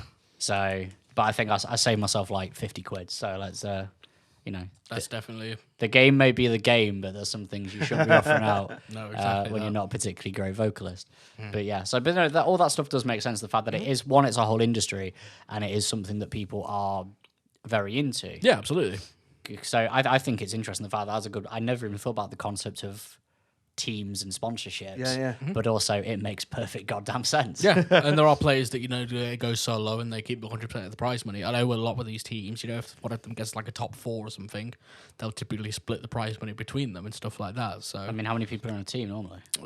you can. It depends on the team, really. There's not like a set limit. There's not like there's no big brother watching you like doing it for a team of 4, like or anything like that. Yeah. It's not like football. where Yeah, you're it's not actually football Yeah, or yeah. anything like 11. that. You can have a team I of any mean, size. If I mean, you to know? be fair, if there's like 4 or 5 dudes, 10 grand split a couple of ways, that's still a couple of grand. Yeah, Like, yeah, pays for your travel over there and stuff like that. And Yeah, stuff I like mean- And I'm assuming some of the bigger teams, obviously, when like you said, like the Worlds are in like Honolulu, and, pay. But it's not cheap to get over there. And No, pay for it's your really hotels not. and It's everything about like that. £2,000 So you return kinda- flights. See, sometimes you kind of need these guys to actually pay for Yeah, I mean, you to go over there. to be fair, even if you did it and you as a team were roughly breaking even every time, how bad is that? No. No, Like, you get to go out, do a weekend of it, and you're just not losing any money. I mean, exactly. Yeah, it's more money than we make in a band. exactly. So far. So far. So far. And it's TBC. I suppose, quote unquote, probably significantly less graft, I guess, to a degree. Okay, let's get some metrics then. So, in terms of a day in the life of a Pokemon tournament, Sure. so what time do you start? So How many games? And then when do you Okay. finish? So let me clarify this then. Okay, so registration is from 7:30 Damn, that's a.m. far too early. a.m. Yeah. Damn. You need to be sat at your table for round 1 at 8:30. Nah, I've already lost. Yeah. You then play round best of 3, 50 minutes. So a match averagely goes for an 50 hour. minutes, yeah. Right. Okay. There are 9 rounds. God. So you're there for 9 hours minimum. And that's not including all the fuck ups with the venue. Like basically you've got like 2,000 people trying to find all their pairings online. The signal is non-existent. The Wi-Fi is fucked. So As is tradition. Yep. as is tradition. So therefore you go to all these judges, be like, what table am I on? And then the round starts like half an hour late anyway. So you're not even starting round 1 until 9 o'clock. So everyone's got to play their round 1 at the same time. Yeah, everyone plays their round 1 at the same time. The only exception to that is games on the stream. They run a little bit behind just to factor in for that and stuff like that. But yeah, typically everyone plays all at the same time, sat at the same tables.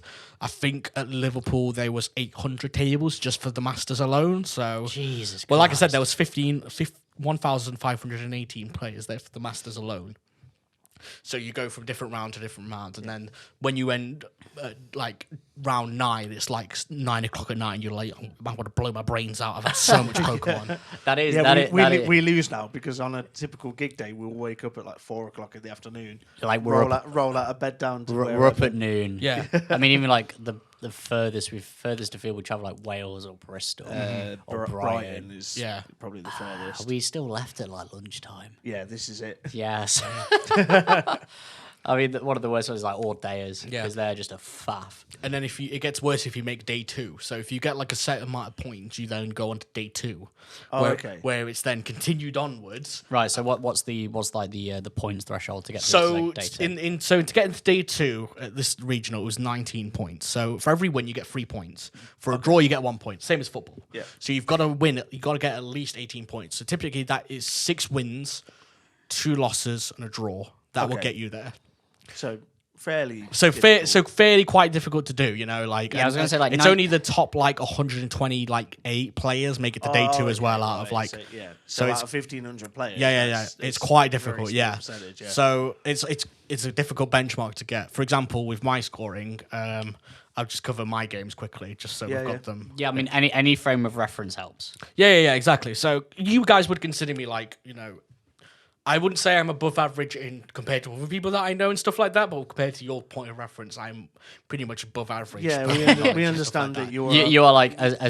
semi-professional. For us, Barry, you are. I wouldn't a even good say player. semi-professional, but yeah. But to start off my win, my first 3 games were losses. Okay. So that immediately puts me out of baking day 2. Right. Okay. But then from round 4 to round 8, I was just complete straight wins.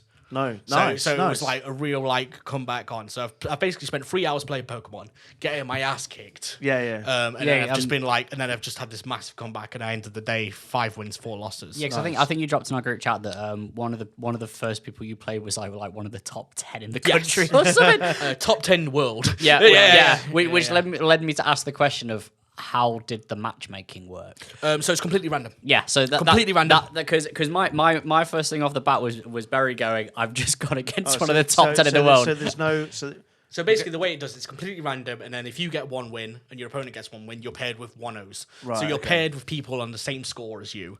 If there's not enough, you then get down paired and up eventually paired. the games get more and more even. Yeah, exactly that. So But there's no like seeding. There's no. there's no ranking seeding, or- no ranking or anything like that. Yeah, so that was my first thing. Was like, how the fuck is one of your first games Yeah, against yeah, like yeah. a proper top level Yeah. player? Because at that point, I just went, Jesus Christ! If the whole day's like this. No. The whole day wasn't like that, thankfully. I managed to I thought get you were some about wins to under tell my me belt. that Barry is a top 10 player. Yeah. No. I am in the top 31% in the UK. Thank you very much, though. That's still not. yeah, it's not bad. That's fucking It's good, not. Man. It's not bad. How many But players like signed up in the UK? Would you say there was like?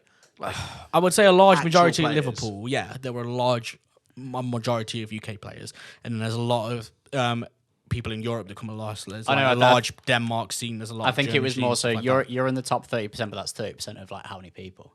Oh God, I couldn't even begin to remember. At least like a few thousand. Okay. Players that have points and stuff like that. Yeah, definitely. In the grand scheme of things, like So that's still pretty good place to be. Quick maths, you talking like the top 500? If No, I'd have to check. There's a site online that you can check. We'll come back to this as I look it up and see what ranking. But yeah, I'm so at in the I UK. mean, even in terms of if you think of like the amount of people that play Pokemon like competitively, just in the UK and Europe, if you end up in like the top 30%, that's still it's still a big number. Yeah.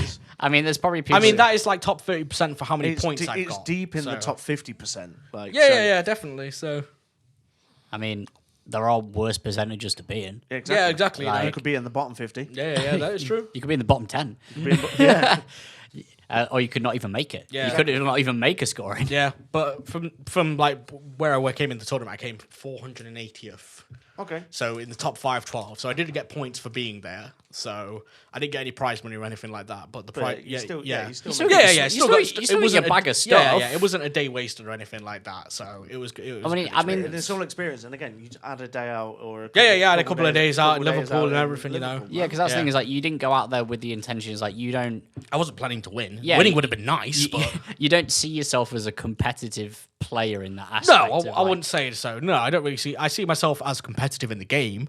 I wouldn't say I'm a competitive player. Though. Yeah, because it is. Right, it's okay, it's yeah. not like you're going there's like, yeah, I'm gonna become the Pokemon master. Yeah. I'm, Like, I'm not out there to do like, that. Not no, any, mate. not any hopes at the minute of making a living out of this, like we said earlier. Like, Oh God, no! I definitely won't be making a living out of it. Jesus, like I'll show you some of the pricing to actually, you know, if I just quickly look for the regional, for example, if you make top 32, you get $1,000. Okay. Damn. Yeah. Then it goes up So, consecutively. so they've from already got there. like a 32 grand prize pool just kicking about. Yeah. So first you get a $10,000. Well, if you imagine Second, how much seventh. did you pay for the weekend? 60. 60 quid. 15. Well, So he said if fif- 1900 tickets. Sold. Yeah. So quick. 1900. You do the maths again. Yeah. Is that 1900 tickets just players or is it like attendees That's just as well? players. That's Yeah, just so, players. yeah. Spectator tickets are like a tenner. But if you just think for players alone, I mean, quick it was math in 90 it. grand. Yeah. Just quickly, 90 so- grand I mean, yeah, alone. they do have to obviously like there is costs involved. Yeah, like, but that's it's only not including just the gonna be a trading prize card pool. game people, not even the video game people, the Pokemon Go people, and Yeah, everything yeah, like okay. that. So, Yeah, if you same. double that, say times that by 3, you've got 270 grand right there. Yeah, and if just you turns out how much money they're going to turn over on merchandise, etc., Yeah, etc. yeah. Like, it's one of those things. It's like you know damn well that every vendor in that place is making bank Oh, absolutely. yeah, Like, absolutely. because it's just all the Pokemon. vendors are third party as well. They pay to have a spot there, and Yeah. then they Yeah, sell yeah. out of everything. Like, it's crazy. I mean, like all the stuff that's like even like all the official Pokemon stuff that's attributed to it that might be attributed to the event.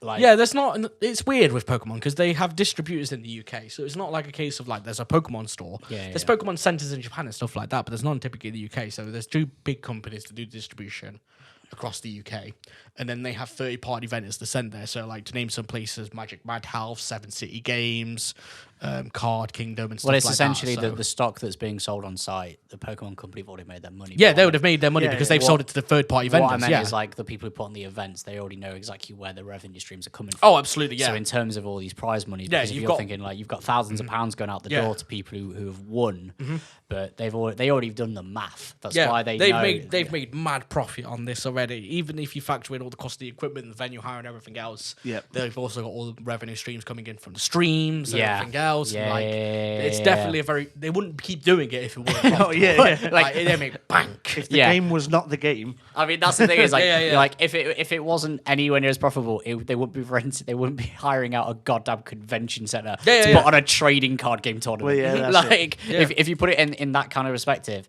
this doesn't make sense. No. But it's It does work. So but it works. Yeah. So yeah, that's pretty much a lot of Pokemon. I had some notes here about other things that but I think we've covered a lot of it really. Cool.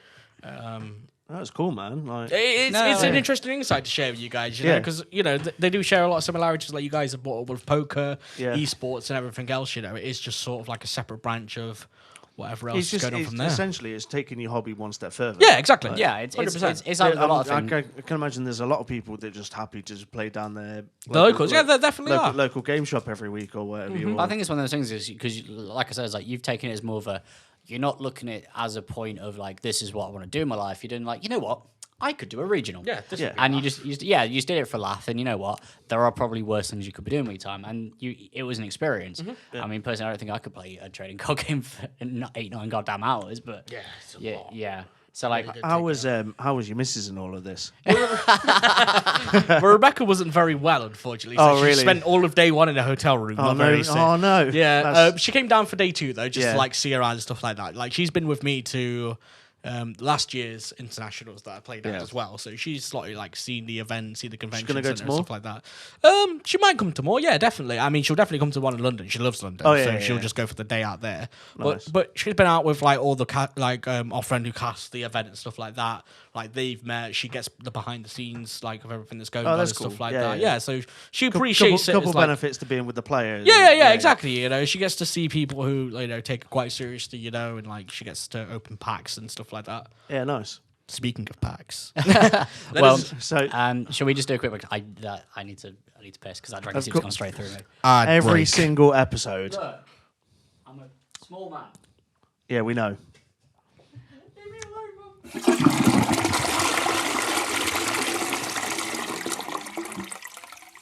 So we are back from Steve's episodely piss. And it's time for a word from our sponsors.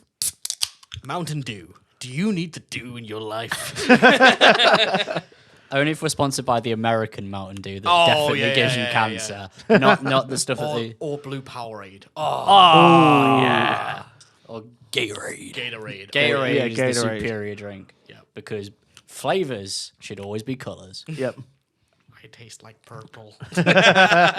Right. So we're back. So now we're back. Barry has kindly brought the podcast a present or many presents. It's not a pack of biscuits. It's a Pokemon booster packs. So you hear that, nerds? That's the sound of freshly sealed booster packs. Yeah, it's not the newest set because I completely forgot to buy some, but it's a set called Yeah, definitely. Paradox Rift. Yeah, 'cause we- definitely not bought in the shop that me and Barry went to before. Listen, your recording this guys' episode. corner shop has Pokemon cards. That's better than my corner shop. Yeah, I mean, yeah, I'll give it them. Yeah. They had a selection. They didn't just have one set. They had like 4. And also, like, you're like, oh, this is this set, and you're talking to two people like we have a clue. Yeah, exactly. But you might have a listener that's like a secret Pokemon. When I listen back to this, I'll know. You'll know. I was there. But I was there. know. Barry will know. But yeah, so So for the Instagram, Steve's going to film Barry opening his first pack and showing you how to do it. Yeah, I mean, it's fairly straightforward. You know, it's just there used to be a big card trick to this. So Okay. there used to be like you have to put 3 cards to the front and stuff like that. Oh, yeah, Ever yeah. since Scarlet and Violet, that's the newest like game that came out. Right. So they follow the sets of games and stuff Got like you. that. So ever since then, they've changed it so you could just literally turn it around, there's no card trick. You can get good cards. So I'll just show Stephen, for example. You know, you normally typically get 5 or 6 basics, and you get 3 3 rare uncommon. Sorry, you can tell them by the little stamps in the corner. I don't think Steve's going to get that. You but the won't be little able to get 'em, no. triangles. But then from there, you get 2 slots that are reverse hollows. So these are the reverse hollows. Okay, So that's you cool. get 2 of these and a hollow in each pack. For those are the shiny ones. Yeah, you get the shiny one, so you get a ground on there, and then you get a rare one there, which is like the Age of Slash, which isn't that good of a pull, but then you get a code card each. So there was no good pull there, unfortunately, but you get the gist of it. That's how you open packs. Sad. So Should we rattle through opening some packs? Should we get Steve to open? yeah, we'll get Steve to open. We'll do and one we can pack- let one- him one know pack he can at a see some time. pulls. And So this is the thing: is like I am a man who is not super well versed in current Pokemon. Wait till you get to me. And the way that the current Pokemon is going, where a lot of the Pokemon have started to become inanimate objects, which makes me irrationally angry, which is why I have a Clef key card in the back of my phone case in case anyone's clocked it, because I got really angry at the concept that there's a Pokemon that's a keychain. Yeah. Yeah, that's a thing, isn't it? Yep. So there's I've Pokemon got... that's like an ice cream as well. I fucking hate, I hate everything. A Charcadet that looks like a man that's on fire. A Flittle. A Trubbish, that's the trash bag Pokemon. Yeah. A Gimbagool, that just looks like a mimic. A Simisage, that's a very angry leaf monkey. Norman! His name's Norman. Norman. Okay. Norman, the proper trainer from Yorkshire. Orthoworm, that's just watching Dune. Another Gimmighoul, but this one's shiny. A Chantel. I've got a waifu card, everyone. You It's got a fine. waifu We've card? got a waifu. Hey. And a Zacian. Oh, it's the Pokemon it's the legendary that's holding a Sword sword in in its mouth. It's the Dark Souls boss. It's the Dark Souls boss, and I got a basic energy and a Code card. for the Pokemon trading card game. We might collect these and just whack them on the Instagram for people. Yeah, that is Be a fine. laugh Do in it, it. yeah. Cool. And I'm keeping the waifu card for later. She's 12, Stephen. I don't know. She could be a bit older. She doesn't look much older, though. Right, okay. I'm holding a microphone, so I'm not quite sure. Do you want me to hold your mic for you? So I'm going to get Stephen to hold it for me, right? God, and we're so a we'll do proper my Mickey pack Mouse opening. operation, aren't we? I know, it's Always a brilliant. Mickey Mouse operation. We're not even Benny Boo. Someone wants to sponsor us and give us some more mic stands. That would be brilliant. But anyway, so we'll start off. It's literally a flamingo. There's nothing different. It's literally just a flamingo, and it can do peck. We've got a Porygon. Oh, that's the That's a 151. I actually, I have seen one of these. Like That's I one of said, the- I that's- did play Pokemon Go, so I have seen one of them. That's one of the before. original 150, and it gave kids epilepsy. Yeah, Oh, did it? it got banned. Yeah, Oh, nice. the episode got we banned. have an Oricorio. No idea. Toadstool, spelt wrong. An Orbeetle that looks much like a ladybird. We have a Clorf. Clorf. It looks very German. just the name itself because it's spelled with a K. And an F Clorf is actually a deck Clorf. that's really good in the meta I right now. thought I said the Pokemon looked German. We've got another Orthworm, which is like you said, it's like watching Dune. And these hollow cards, Reverse hollow cards. We've got a Panpour, no idea. It looks like anyway. Riker, thank you. That's a really good Riker. Oh my god, he's got the. It's a waifu card. He's got the full art Riker. Yeah, Oh the my old God. art Riker. Yeah, so he's got like a really sick, good let's card. go. Yeah. And this one sounds a little bit like it should be my jungle name because it's Iron Jugulus. Iron Jugulus. Jugulus. Sounds like a drink. Yeah. It does sound like, in fact, yeah, it sounds like a drink, which is also kind of cool. There you go. It's basic energy and like the promo card. But yeah. Sweet. So the full art cards are like a little bit more better and sought after. So, Okay, cool. Savagand. Well, So there you this go. is, There you this go, is Barry. probably Have like fun. £15, Nice. probably. Is it? Yeah. Fair. Yeah. Well, I mean, I have no intention of obviously keeping it. So Yeah, that will go Barry- in my Barry, trade you folder can- at some point. So, yeah. in terms of that, so you say that all the shiny ones are referred to as reverse hollows. Why is that? Because typically on the hollow cards, you will see the hollow is inside the portrait of the card. The reverse hollows are on the outside. Oh, okay. So the picture isn't holographic, No, but yes, the the surrounds. Ah, that makes so much sense now. Yeah, then you get stuff like the Riker card you could pull that's called a full art trainer. Okay, yeah, Because yeah. it's a full art, but then this is the alt art because it's slightly different to the full art. So Okay. typically you have more of a background in these cards and stuff like that. You got That's like cool. You got like a raised texture as well on some Oh, of nice. them. And then So I got a good one. Let's yeah, go. you got the best one here. Yeah, so nice. you know, Well, so far we've still got 3 packs left. yeah, so there's still Yeah, 3 yeah. packs later, but So, we can open them I up think a we little should bit move later. move on to Barry opening a pack. If you are still listening at this point, Yeah, why? congratulations. I mean, I assume at this point. to be honest, I'm having a good time. No, so I reckon our releases might do This is too. all right. I mean, also, I assume that Barry might go, hello, everyone. I went on to a metalcore band's podcast to talk about the Pokemon game. Yeah, that is true. You know. So what we got? Not much here. A lot of the Pokemon you guys won't know. There's a couple of trainers in here that are useful. Yeah, so Barry here is obviously opening packs. Is way more experienced. I And got he's just I got a full art Pokemon card now. just Yo. looking for the interesting Yeah. ones. So we've That got is 2 decent pulls here. So A Sandy Shock. It looks like a Magnemite. it is. It's an ancient version of it. And Because it's that's the gimmick. It's a Magneton, Yes. but it's old. Yes. That's it's the ancient, gimmick. Yes. Oh, cool. I don't really understand what? the concept, but the artwork looks cool. So the colour- gimmick the of the new colouring is games cool. was you have future Pokemon and you have ancient oh, yeah, Pokemon. because time travel's a thing yeah, now, isn't time it? travel's a thing in Time Pokemon. travel is a thing. Yes. Right. Okay. I'm still lost. But yeah, no, that's cool. There you go. There you go. Because the That's a new good card. Pokemon games have gone a bit wild. But the ultimate irony is, they've, like you've seen, the new game that's been released called Power World. Oh, I need to yeah. play Power World at some point. I have played Power World. It's essentially because obviously like, the newest Pokemon games have gone like third person, Yeah, and yeah. they're a bit more not like top down, and there's a bit more like interaction with them. Yeah. So Power World is a game with a small dev team of like 40 people. We say small like it's 40 people, but compared to like major company like Oh, AAA yeah, games, 100%. Yeah. like yeah. so a small group of people made this game, which is essentially it's an open world RPG / survival game with powers. Yeah, that I'm well aren't aware. Pokemon at all. Well aware of it. Yeah. Yeah. But people see, I've seen this. People keep calling them out for copying Pokemon, but Pokemon came after something else that is very similar to it as well. No, I but can't remember also, what it's called. I'm not aware of that, but you may be right. I'm about to fact check that one. But essentially, in terms of the Nintendo, the Pokemon company actually released a statement going, "We are aware of this game, and we don't care." yeah. Yeah, because it's legally distinct enough that where they Yeah, don't yeah, have yeah. a case, unfortunately, to go ahead. Yeah, with it. the only thing they have copyright stricken was a mod that someone made where they modded Pokemon into Power World. Oh Well, yeah. the game's built in. Well, it was originally built in Unity, but then the Chinese developers didn't really know how to export it fully properly, so then it moved to Unreal. Yeah. So everything is basically in the Unreal Engine, so it's very easy to mod and open source at this point. Yeah. The only thing that's stopping them is Nintendo are very litigious with their takedown notices with a lot of stuff. So. Yeah, same as Disney. Nintendo and Disney are very protective of their IPs, which is fair enough. They have to be, like when Yeah. you're the highest grossing franchise in the world. You got to know, make sure no one's ripping you off. Yeah, exactly. You've got to keep that on lock. But yeah, so I think it's quite interesting. There's like, to be fair, I have played that Power game a fair bit, and it's pretty decent. I do want to play it at some point. To be I fair, have like, got it, so I'm sure if- we'll get a if- server going at some point. If the newer Pokemon games or anything like that, which they seem to be to a degree, They are not at all. The newest Pokemon game, Scarlet and Violet, was notoriously buggy at launch, So there you really go. riddled with performance issues. So that was essentially my point. So basically, this game's come out of nowhere. It's done by a smaller team, and it's it basically what runs a lot Pokemon. It's what Pokemon could be. yeah. Yeah. Because I think That's exactly it. Yeah. It's the unfortunate creep of a brand that just prints money.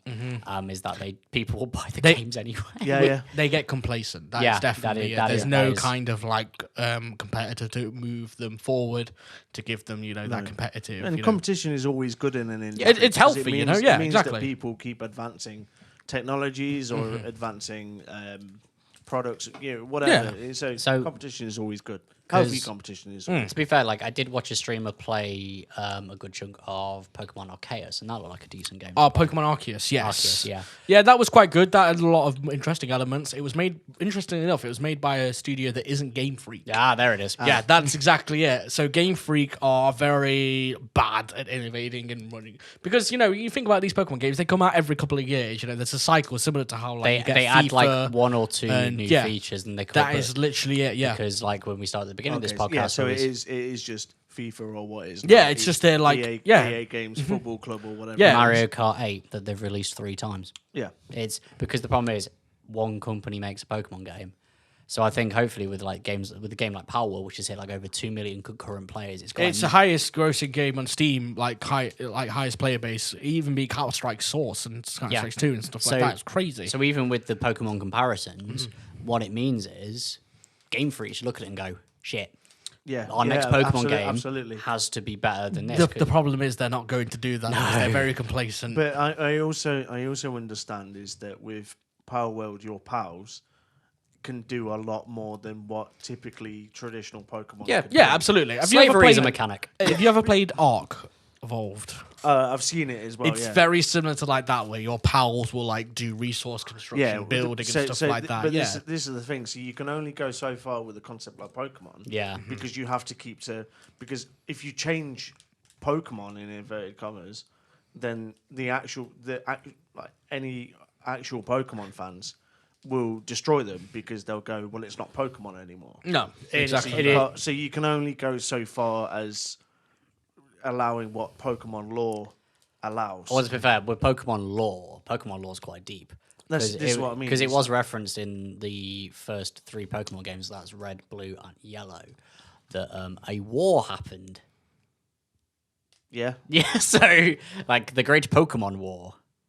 It was referenced in the Thunder Gym. I'm pretty sure there was a few references in the early games. There probably was some kind of war. I'm not that deep into the game lore. Neither am I. It's just stuff that I've read and I remembered. So, like, there is a lot of, like, background Pokemon lore, but they never really touch on it. And obviously now time travel's a thing somehow. Yeah, that's sort of And like there's a gimmick God between it, Pokemon. Yeah, It's- like Arceus is the God Pokemon, for example. And then you've got Pokemon like that came in different evolutions. Like you've got Ruby and Sapphire, you've got Groudon and Kyogre. They're Yeah, like the ones that control the elements. Yeah, and the shit. elements and shit like that. Then you've got Palkia and Dialga that control space and time. It's like- it just gets a bit silly. There's a lot of stuff that's happening that they just don't really expand on. So I think ultimately what it comes down to is like, there's a lot of stuff happening here, but you're not really doing much with the IP. You're just going, here's a rock Pokemon. His name's Rockdo.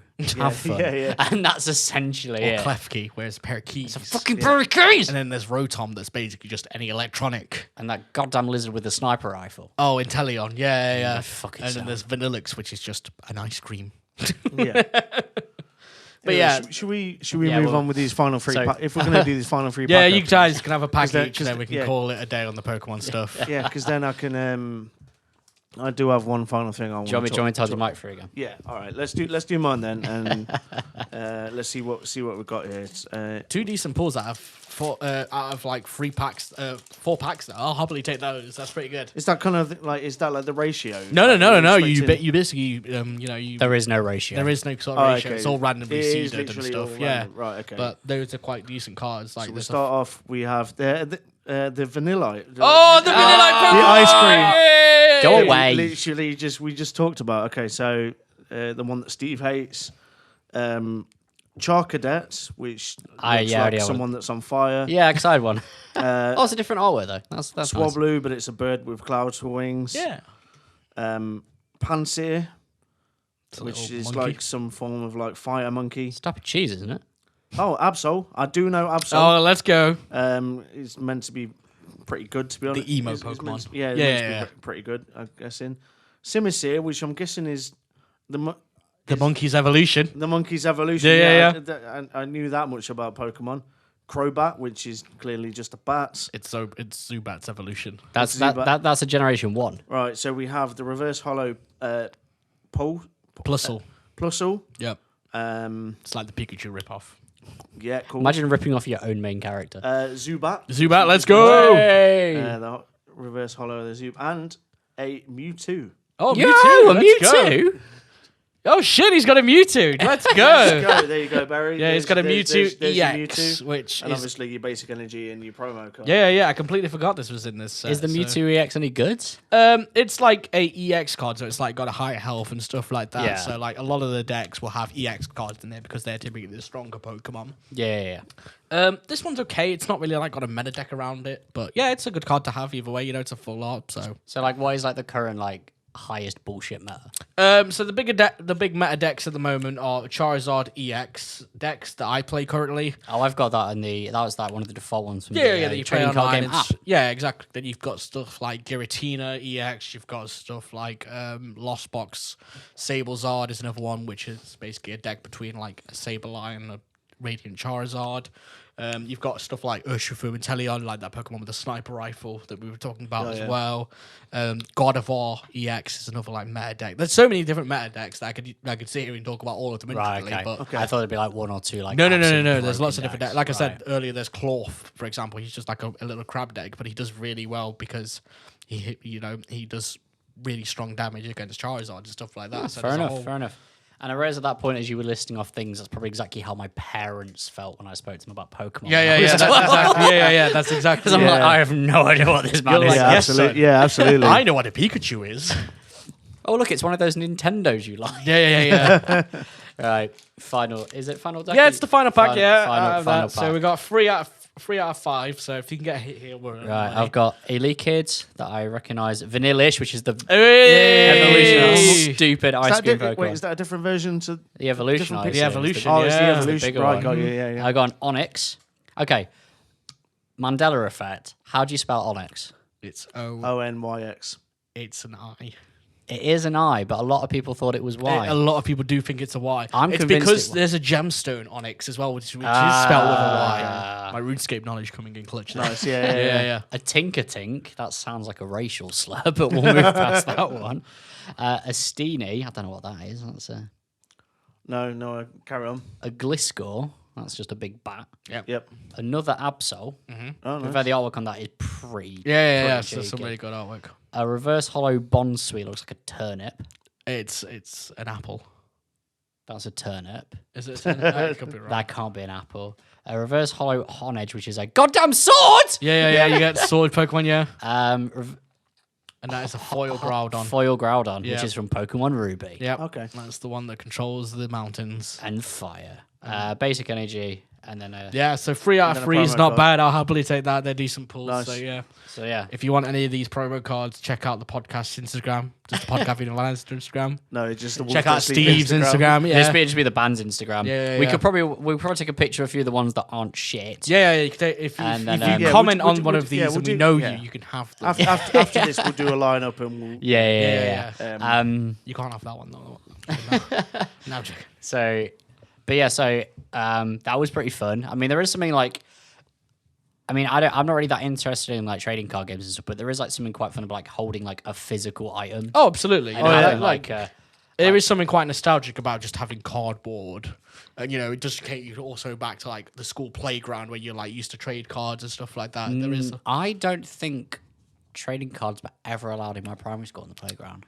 Thatcher's brain. Thatcher's Britain. I'm trying to remember what. So my primary school, we had Beyblades. They were allowed. I think what it, They were literally spinning metal. This is what I mean. Like I'm not sure for how long they were allowed, but probably not very long. I do remember having like a couple. Like we had one of these like picnic benches in my primary school. Yeah. There was like a themed one, so I think it basically had like a complete flat top, no gaps in it or anything like that. And we used to like spin up probably like 15 to 20 Beyblades at the same time, all on this one. That was pretty fun. I've seen someone lately on TikTok literally attach a Beyblade to a drill and Oh, then just fucking hell. speed it up. It What- is crazy. What about that Instagram account that's now gone dead that I found on Reddit? That was the illegal Beyblades in where was it? What? Brentford or somewhere? some random town in the UK had It was like an underground Beyblade. Yeah. yeah. They were like, "Yo!" So basically, these guys posted it on Reddit. Were like, "Yo, come to this date at this time. We're having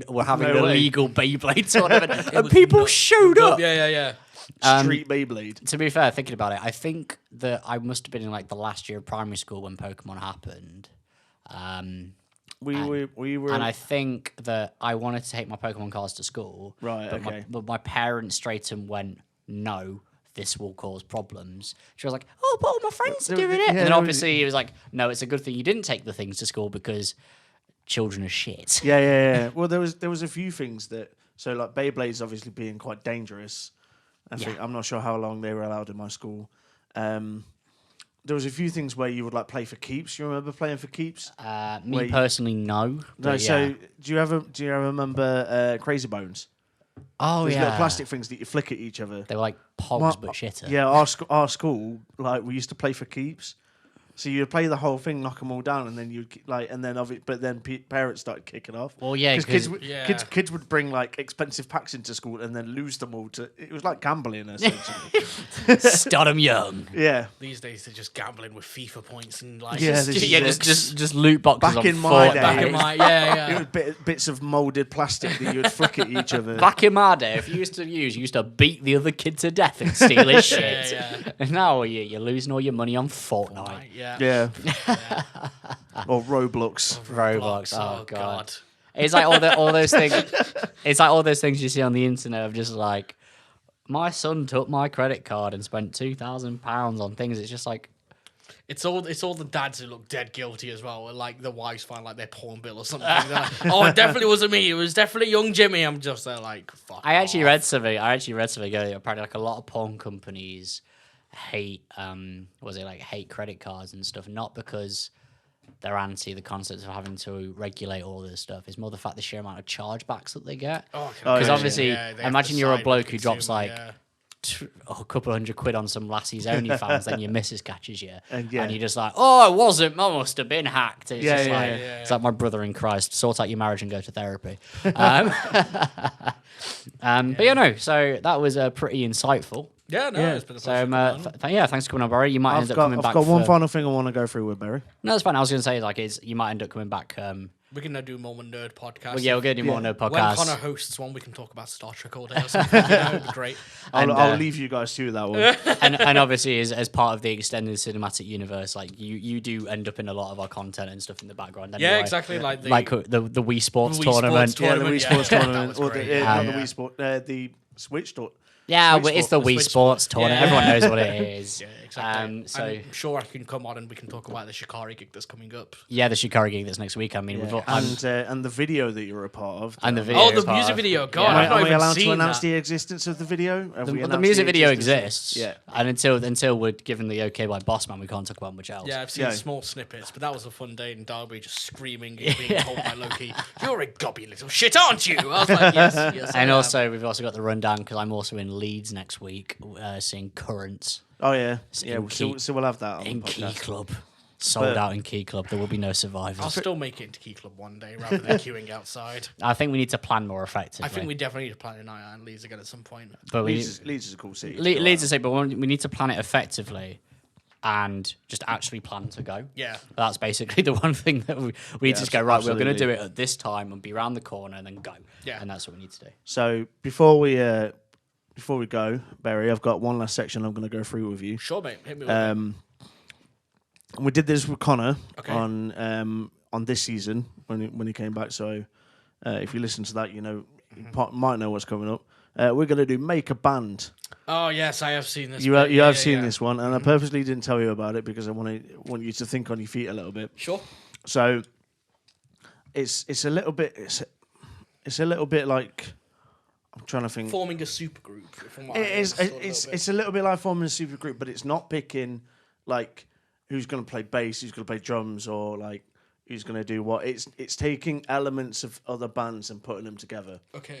So So, like, if it's go through the I'll go through the categories so you can have a little bit of a think. Yeah, so instead So- of going like, you can kind of do it as like a specific member if like one member has like a very specific style, but it's also Yeah. to that band. Yes. But also if you just like that band has a specific like sound or tone or aesthetic Yeah. thing that you So like. so you can kind of so take the that. categories I wrote down, which is what we did with Connor, which was your rhythm section, melodies, choruses, your technicality, songwriting, breakdowns, which is a very important thing to metalcore. Yeah, absolutely. Like production style or like production quality, the performance elements, so like bands that perform really well, live. Yeah, exactly. and their social presence, bands that do that. So I'll talk you through each one. I can kind of come up with examples of each one. Yeah, if you want to feel It's worth clarification. we're saying make a metalcore band because this is a metalcore podcast, Yeah. but it doesn't mean you can have to take metalcore artists. No, exactly. So you could take say influences in- rhythms from Eminem. Yeah, like- exactly. You know, exactly. So start off. I mean, you can. I'm not going to limit it to these ones. So if you think a certain band has got a certain like area that they're good at that I've not mentioned, Yeah. you can be like, yeah, I want to take this kind of thing from this band, or like, I want to take this. From. Yeah. So, and it's kind of pieced together what you value most, bringing it back to music, what you might value more in certain areas. So, we'll start with rhythms. So this is like the pulse. There is one band that has stuck out to me lately that has got fantastic rhythm. I don't know if it's just because of how they implement songs or if it's just the certain vibe that I go for it. But Spirit Box right now have fantastic rhythm for like everything. It feels like they are a heavy, full on like a flow. They're a heavy rhythm based band as well. I mean, it's like when you guys put a message out, what was your album of the year? It was basically Spirit Box's new EP. Sick! Hit all the marks for me on there. Very incredible EP. Yeah, valid shout. I mean, Spirit Box are definitely one of those bands that are just hitting it. Yeah, so. It really annoyed me that they're doing Reading and Leeds only instead of doing Download. Yeah, but they've obviously got the gig with Korn now as well, which is annoying because it clashes with Bloodstock because Live Nation are fucking Spirit Box twats. aren't playing with Korn, are they? Yes, What? they are. Since when? Spirit Box are headline going with Korn on the gigs. It got announced the same day Korn did. Yeah. It's Korn, Spirit Box, Denzel Curry. Yes. Jesus fucking Christ. Yes. That's why all of us are like, oh yeah, let's see if we can do the Sunday. Steve, I'm sure we talked about this previously on the podcast. We spoke about Denzel Curry and Korn. We spoke about the Korn thing, but I didn't see that Spirit Box were doing it as well. But yeah, Spirit Box are on it as well. I definitely want to go. Like we've been talking about the Alex. It's like next time Spirit Box do a tour, we're going. 100%. Because didn't they do it? If you can get tickets, yeah. Yeah, because they did. It was Brand of Sacrifice, Spirit Box, I can't remember who else, but it was Brand of Sacrifice and Spirit Box, and it sold out. Yeah. Luckily, we've got Brand of Sacrifice and Download this year, so I'll be looking forward to seeing them with my fucking Blue Eyes White Dragon shirt. I have just fact checked that, and they're only doing the London date. Oh well, they're still technically doing it. They're still technically that is minus Wargasm. That is a completely stacked lineup. Yeah. Yep. So Rhythms is Spirit Box. I think that's a good shout. Absolutely. I just love Courtney's voice. She's fantastic. I'm also going to say, try not to use the same artist every time. You can't just say Spirit Box. Yeah. We can do that. Your perfect band can't be Spirit Box. But it is my perfect band. So we'll move on to melodies. Ooh. So who has good whether it be like lead sections or you know. Oh, good melody right now. See, there's a few bands that are coming to mind when I hear this straight away. Like, you've obviously got bands like Holding Absence that do really good melodies. You've also got stuff like... God, what's the band called? Sorry, it's completely blank Drop for me a now. song, I'm ready to answer for you. Because as we established on the last episode, my brain is terrible. Yeah. Music knowledge. Yeah, exactly. You've got bands like the Amity Affliction as well, where they've got fantastic melody going forward and stuff like that. I guess for like melody, I'm gonna go left field here. I'm gonna go with a band called Skinned because they have fantastic melody. So if you don't know, I'm not gonna lie. I've not So actually is that heard of them. Skinned. Oh no, it's them. Skinned are a band who sing about American tragedies, typically school shootings and stuff like that. So they were at Download and they have fantastic, like catchy melodies where they go on about quite horrific tragedies that go on. Like serial killers and stuff. Yeah, but they are fantastic. Like they've got a song that goes rat-ta-ta-ta-ta-ta-ta That's about over and over again. Columbine. Yeah, it's about combined shooting. Yeah. Nice, yeah. I found this out because they would play Bloodstock as well last year. So you guys were banging on about it. So I went, all right, I'm going to look up this band and see because they were playing before. They're playing the Thursday headliner. Yeah, they were headlining the Thursday. Yeah, no, was it before? It was after King, wasn't it? Yeah, after King 810. Yeah. So I was like, I'll see if I'll hang about. The first video came up was the one that was about Columbine, and the music video was very graphic. Fair enough. And I kind of went fit in with King, to be honest. Yeah. Like it was a completely different vibe though. So like King are just like, I'm gonna kill every one of you. Yeah. Whereas this was just like, hey, so Columbine was a thing. Did not vibe with it at all. Fair enough. But fair choice. Right. So move.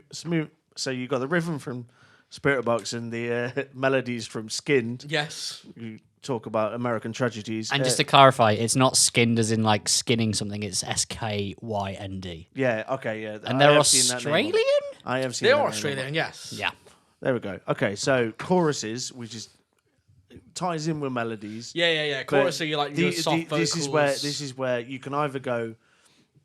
You want the sing-alongs or you can go. Oh, I don't actually want choruses, so I'm going to pick a different band that don't really do. No. Choruses. There are a lot of bands that in the metalcore scene that I love that do choruses. Yeah. We've mentioned not really metalcore, but we've got Holding Absence and stuff like that. We've got bands that are also the Amity Affliction that I mentioned earlier. We've also got the band the Ghost Inside. Oh yeah, Yeah, the Ghost Inside are very good at melodic stuff and stuff like that. With Afterglow and other bits like that. Chorus. The big chorus, yeah.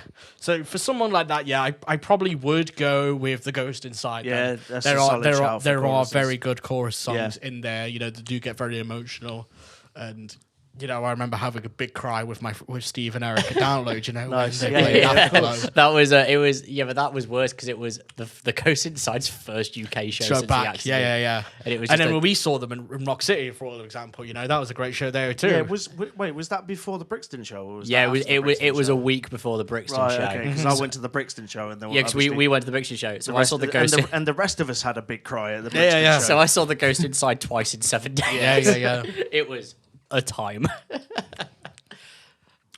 Okay, so from moving on from choruses to technicality. So how much do you like your technical stuff? I mean, I love my beat boops.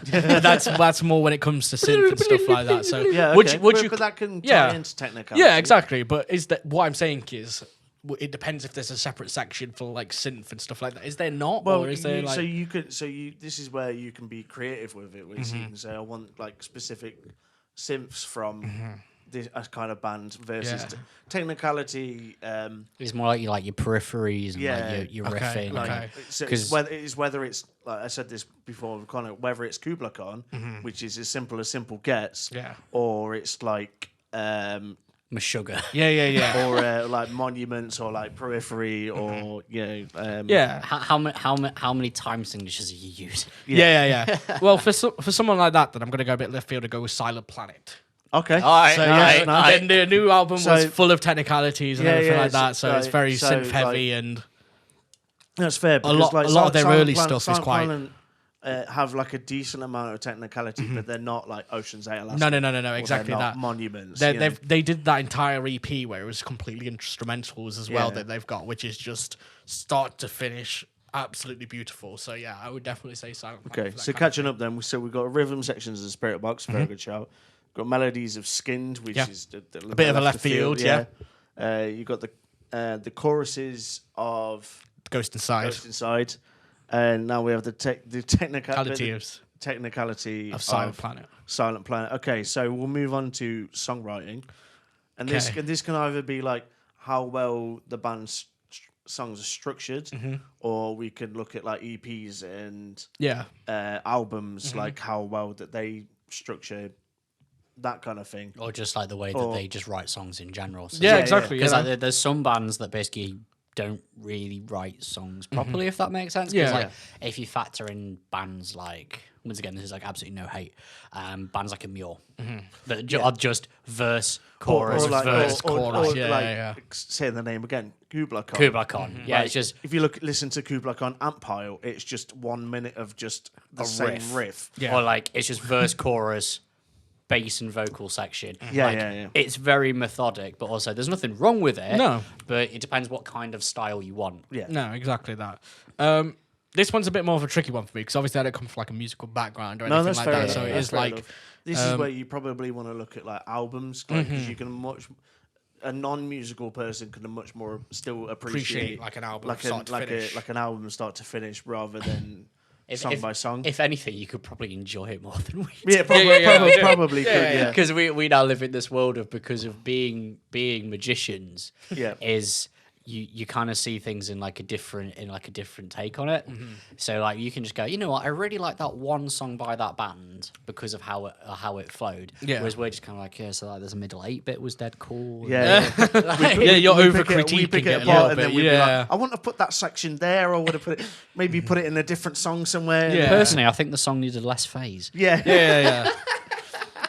And a weird inward reference, but yeah, we'll carry. So songwriting, who have you got in mind? So there's a few bands in there for songwriting that I've enjoyed start to finish. Not really metalcore bands, but the album Watercolor by Pendulum comes to mind. Oh yeah, nice. It's like a full immersive experience from start to finish. Oh, you know? one of my And favorite albums. You can really like fade into that, and you know there are different dips and dives of that. You know, you've got the scene, the Willy Wonka scene that they made the song out of, and everything else.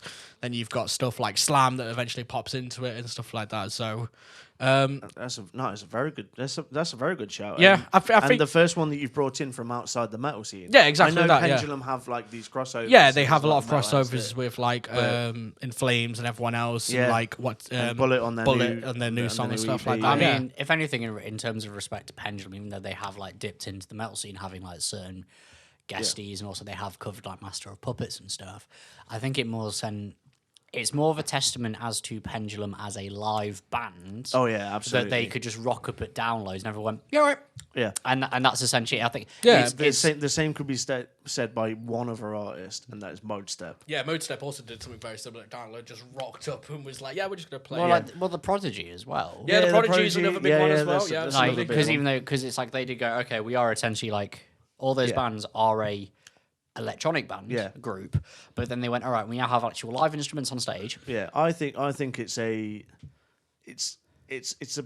love of not metal or heavy. It's a love of extreme music. Yeah, So if you think about Mode Step, Pendulum, Prodigy, they are at more of the extreme ends of dance music, or electronic it music. was kind of the same with my love for Eastern European hard bass. Yes, it's all very- it's the extreme end. Yeah. and So you look at both ends. Like metal is the extreme end of like rock or blues, Yeah.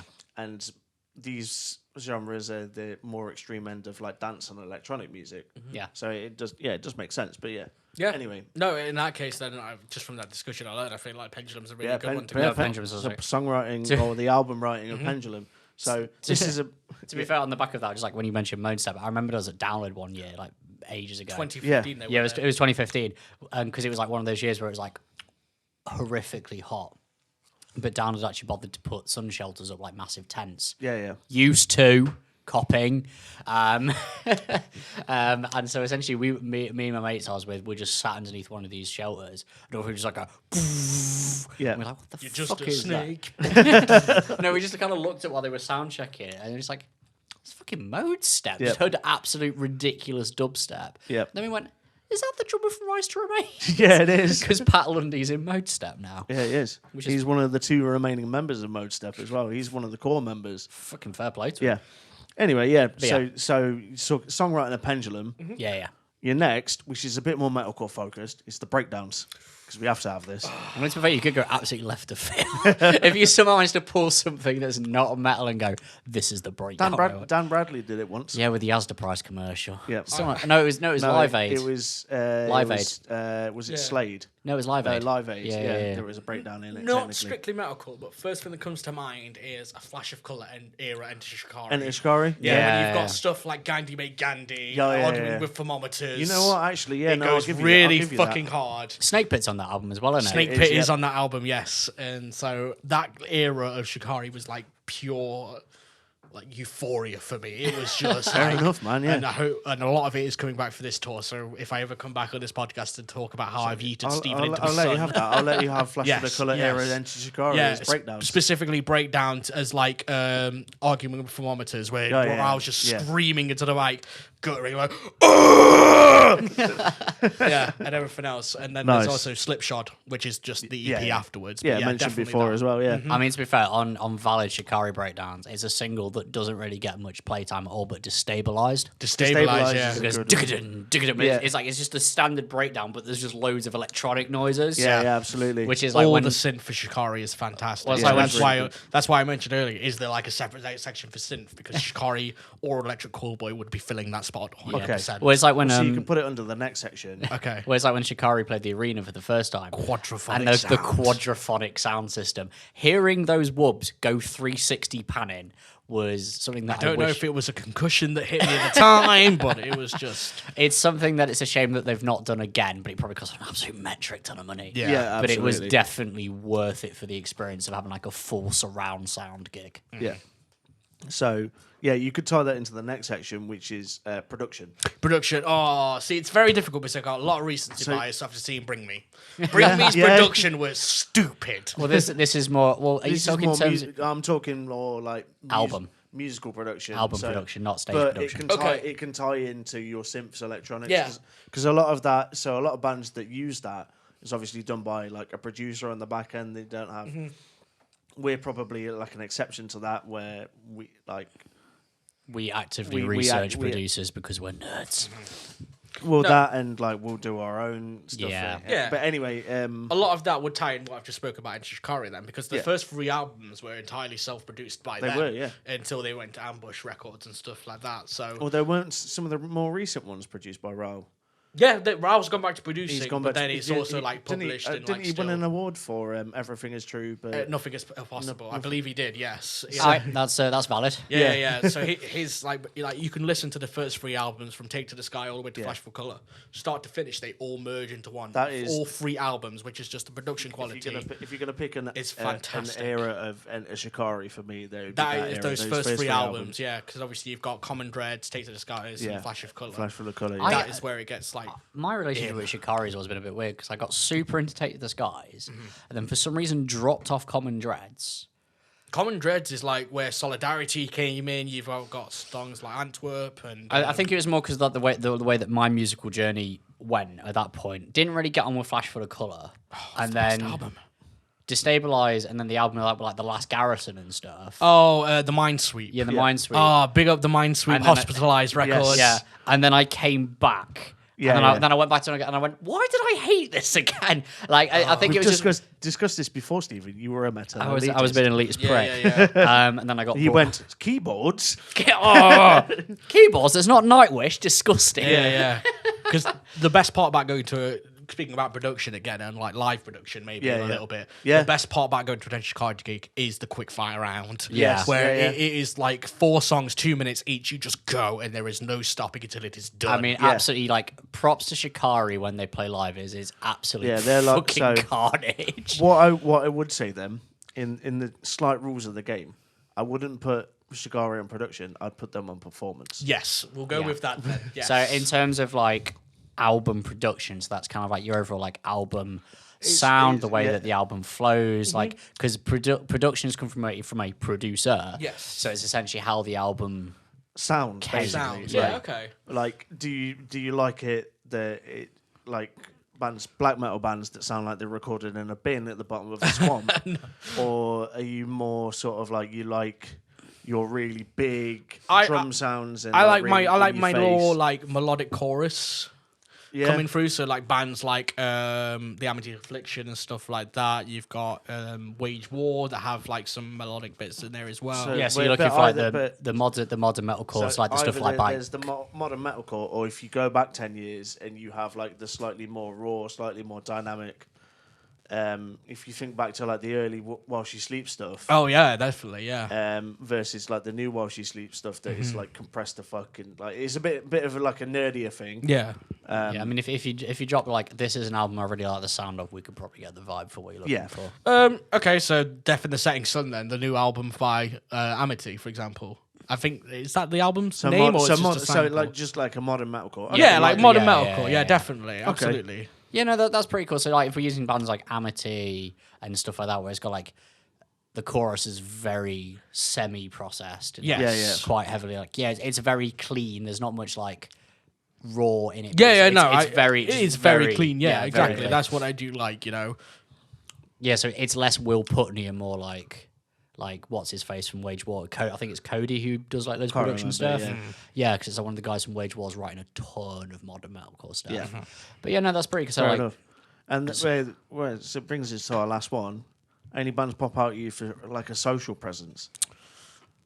Who does their PR well? Who do you see on Instagram all the time? Yeah, I mean, Or Twitter or whatever. the obvious one to say here would be like a band like Sleep Token. Obviously, they have a massive social media presence, and then you've also they did. Yeah, they did until they deleted all their social media. Yeah, Yeah. And then you've got songs like bands like Bad Omens that are all like very big and popular with the TikTok girlies at the moment. Yeah. What I will absolutely. say is Bring Me do social presence very well as well. They're do. always on like TikToks. You know, they've got a massive presence on like the whole Kingslayer mashup. When that happened, when they did it, finally did it live, it was fucking everywhere. is there like any particular member from a band that you actively love watching on social media to be like, I fucking love this dickhead? It's got to be Rao, or it's always causing trouble on social media. He's either at some conference talking about poetry in Germany. Yeah, I saw that he was at like a poetry event. Yeah. He's so left field with what he does, and then he's like literally in the booth with a cutout of fucking David Attenborough. Just dropping like hints of the new track that he's leeching with Nivea and stuff like that. And Shikari are very good as well. Yeah, so if you've taken anything away from this listener, I'm big into Pokemon. I'm big into Enter Shikari. There is nothing else that I really have in my life. You like Simpson Electronics? Yeah. I like Simpson Electronics. I like shiny cardboard. That's about it. Yeah. Okay, so to recap them, so we've got the rhythms from Spirit Box. We've got the melodies from Skinned. You've got the choruses from The Ghosted Side. Yep. You've got your technicality from Silent Planet. Your songwriting or your album writing from Pendulum. Yep. Especially from Watercolor. Your breakdowns from early era Shikari, so like Flash Full of Colour and Common Threads, like 2010, synth, like because Shikari isn't metalcore. Let's be honest. It's more like it's whatever they want. The weirdest thing about going to Shikari show, as I clocked this when we last saw them at City, is the crowd is split into between Grebs and people who really like Fred Perry. Yeah.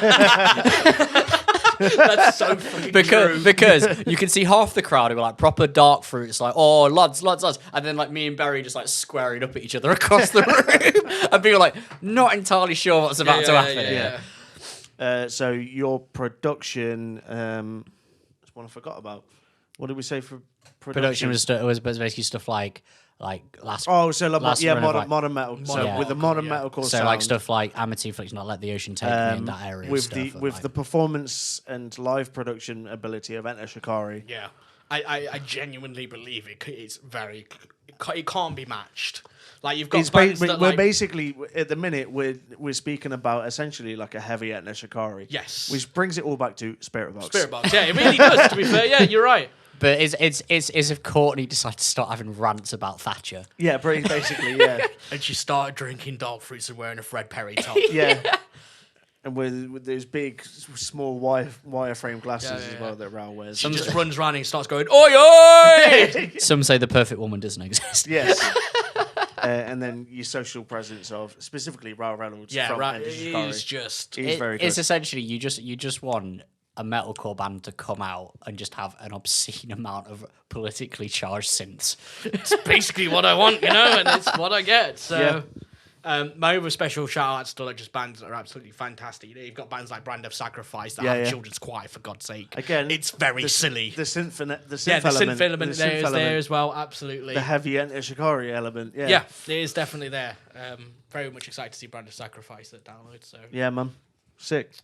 Well, I think that covers it. I think that pretty much covers everything. Yeah. Yeah, so, I think we've gone over what it's like to play Pokemon. We've had a deep dive into the musical brain of Barry and what he likes. We've had a dive into what his favourite shape of pasta is. Yeah. And who he would pick to represent him as a wrestler. Which it started as it finished. It started as it finished with Enter Shikari. It's Shikari all the way down. So, with that in mind. Catch me in a couple of weeks when I'm talking about my experience with Enter Shikari and Steve's in a cast. I mean, to be fair, the last time we saw them in City, it didn't go the worst. I think overall the injuries were a couple of bruises and I got one of my tunnels punched out my ear. So yeah, but this time we've got an Eric with us. Yeah, I'll be right. Anyway, cheers, Barry, for coming on. Thanks. Good to have you, Mum. All the best. In a bit, internet. Bye.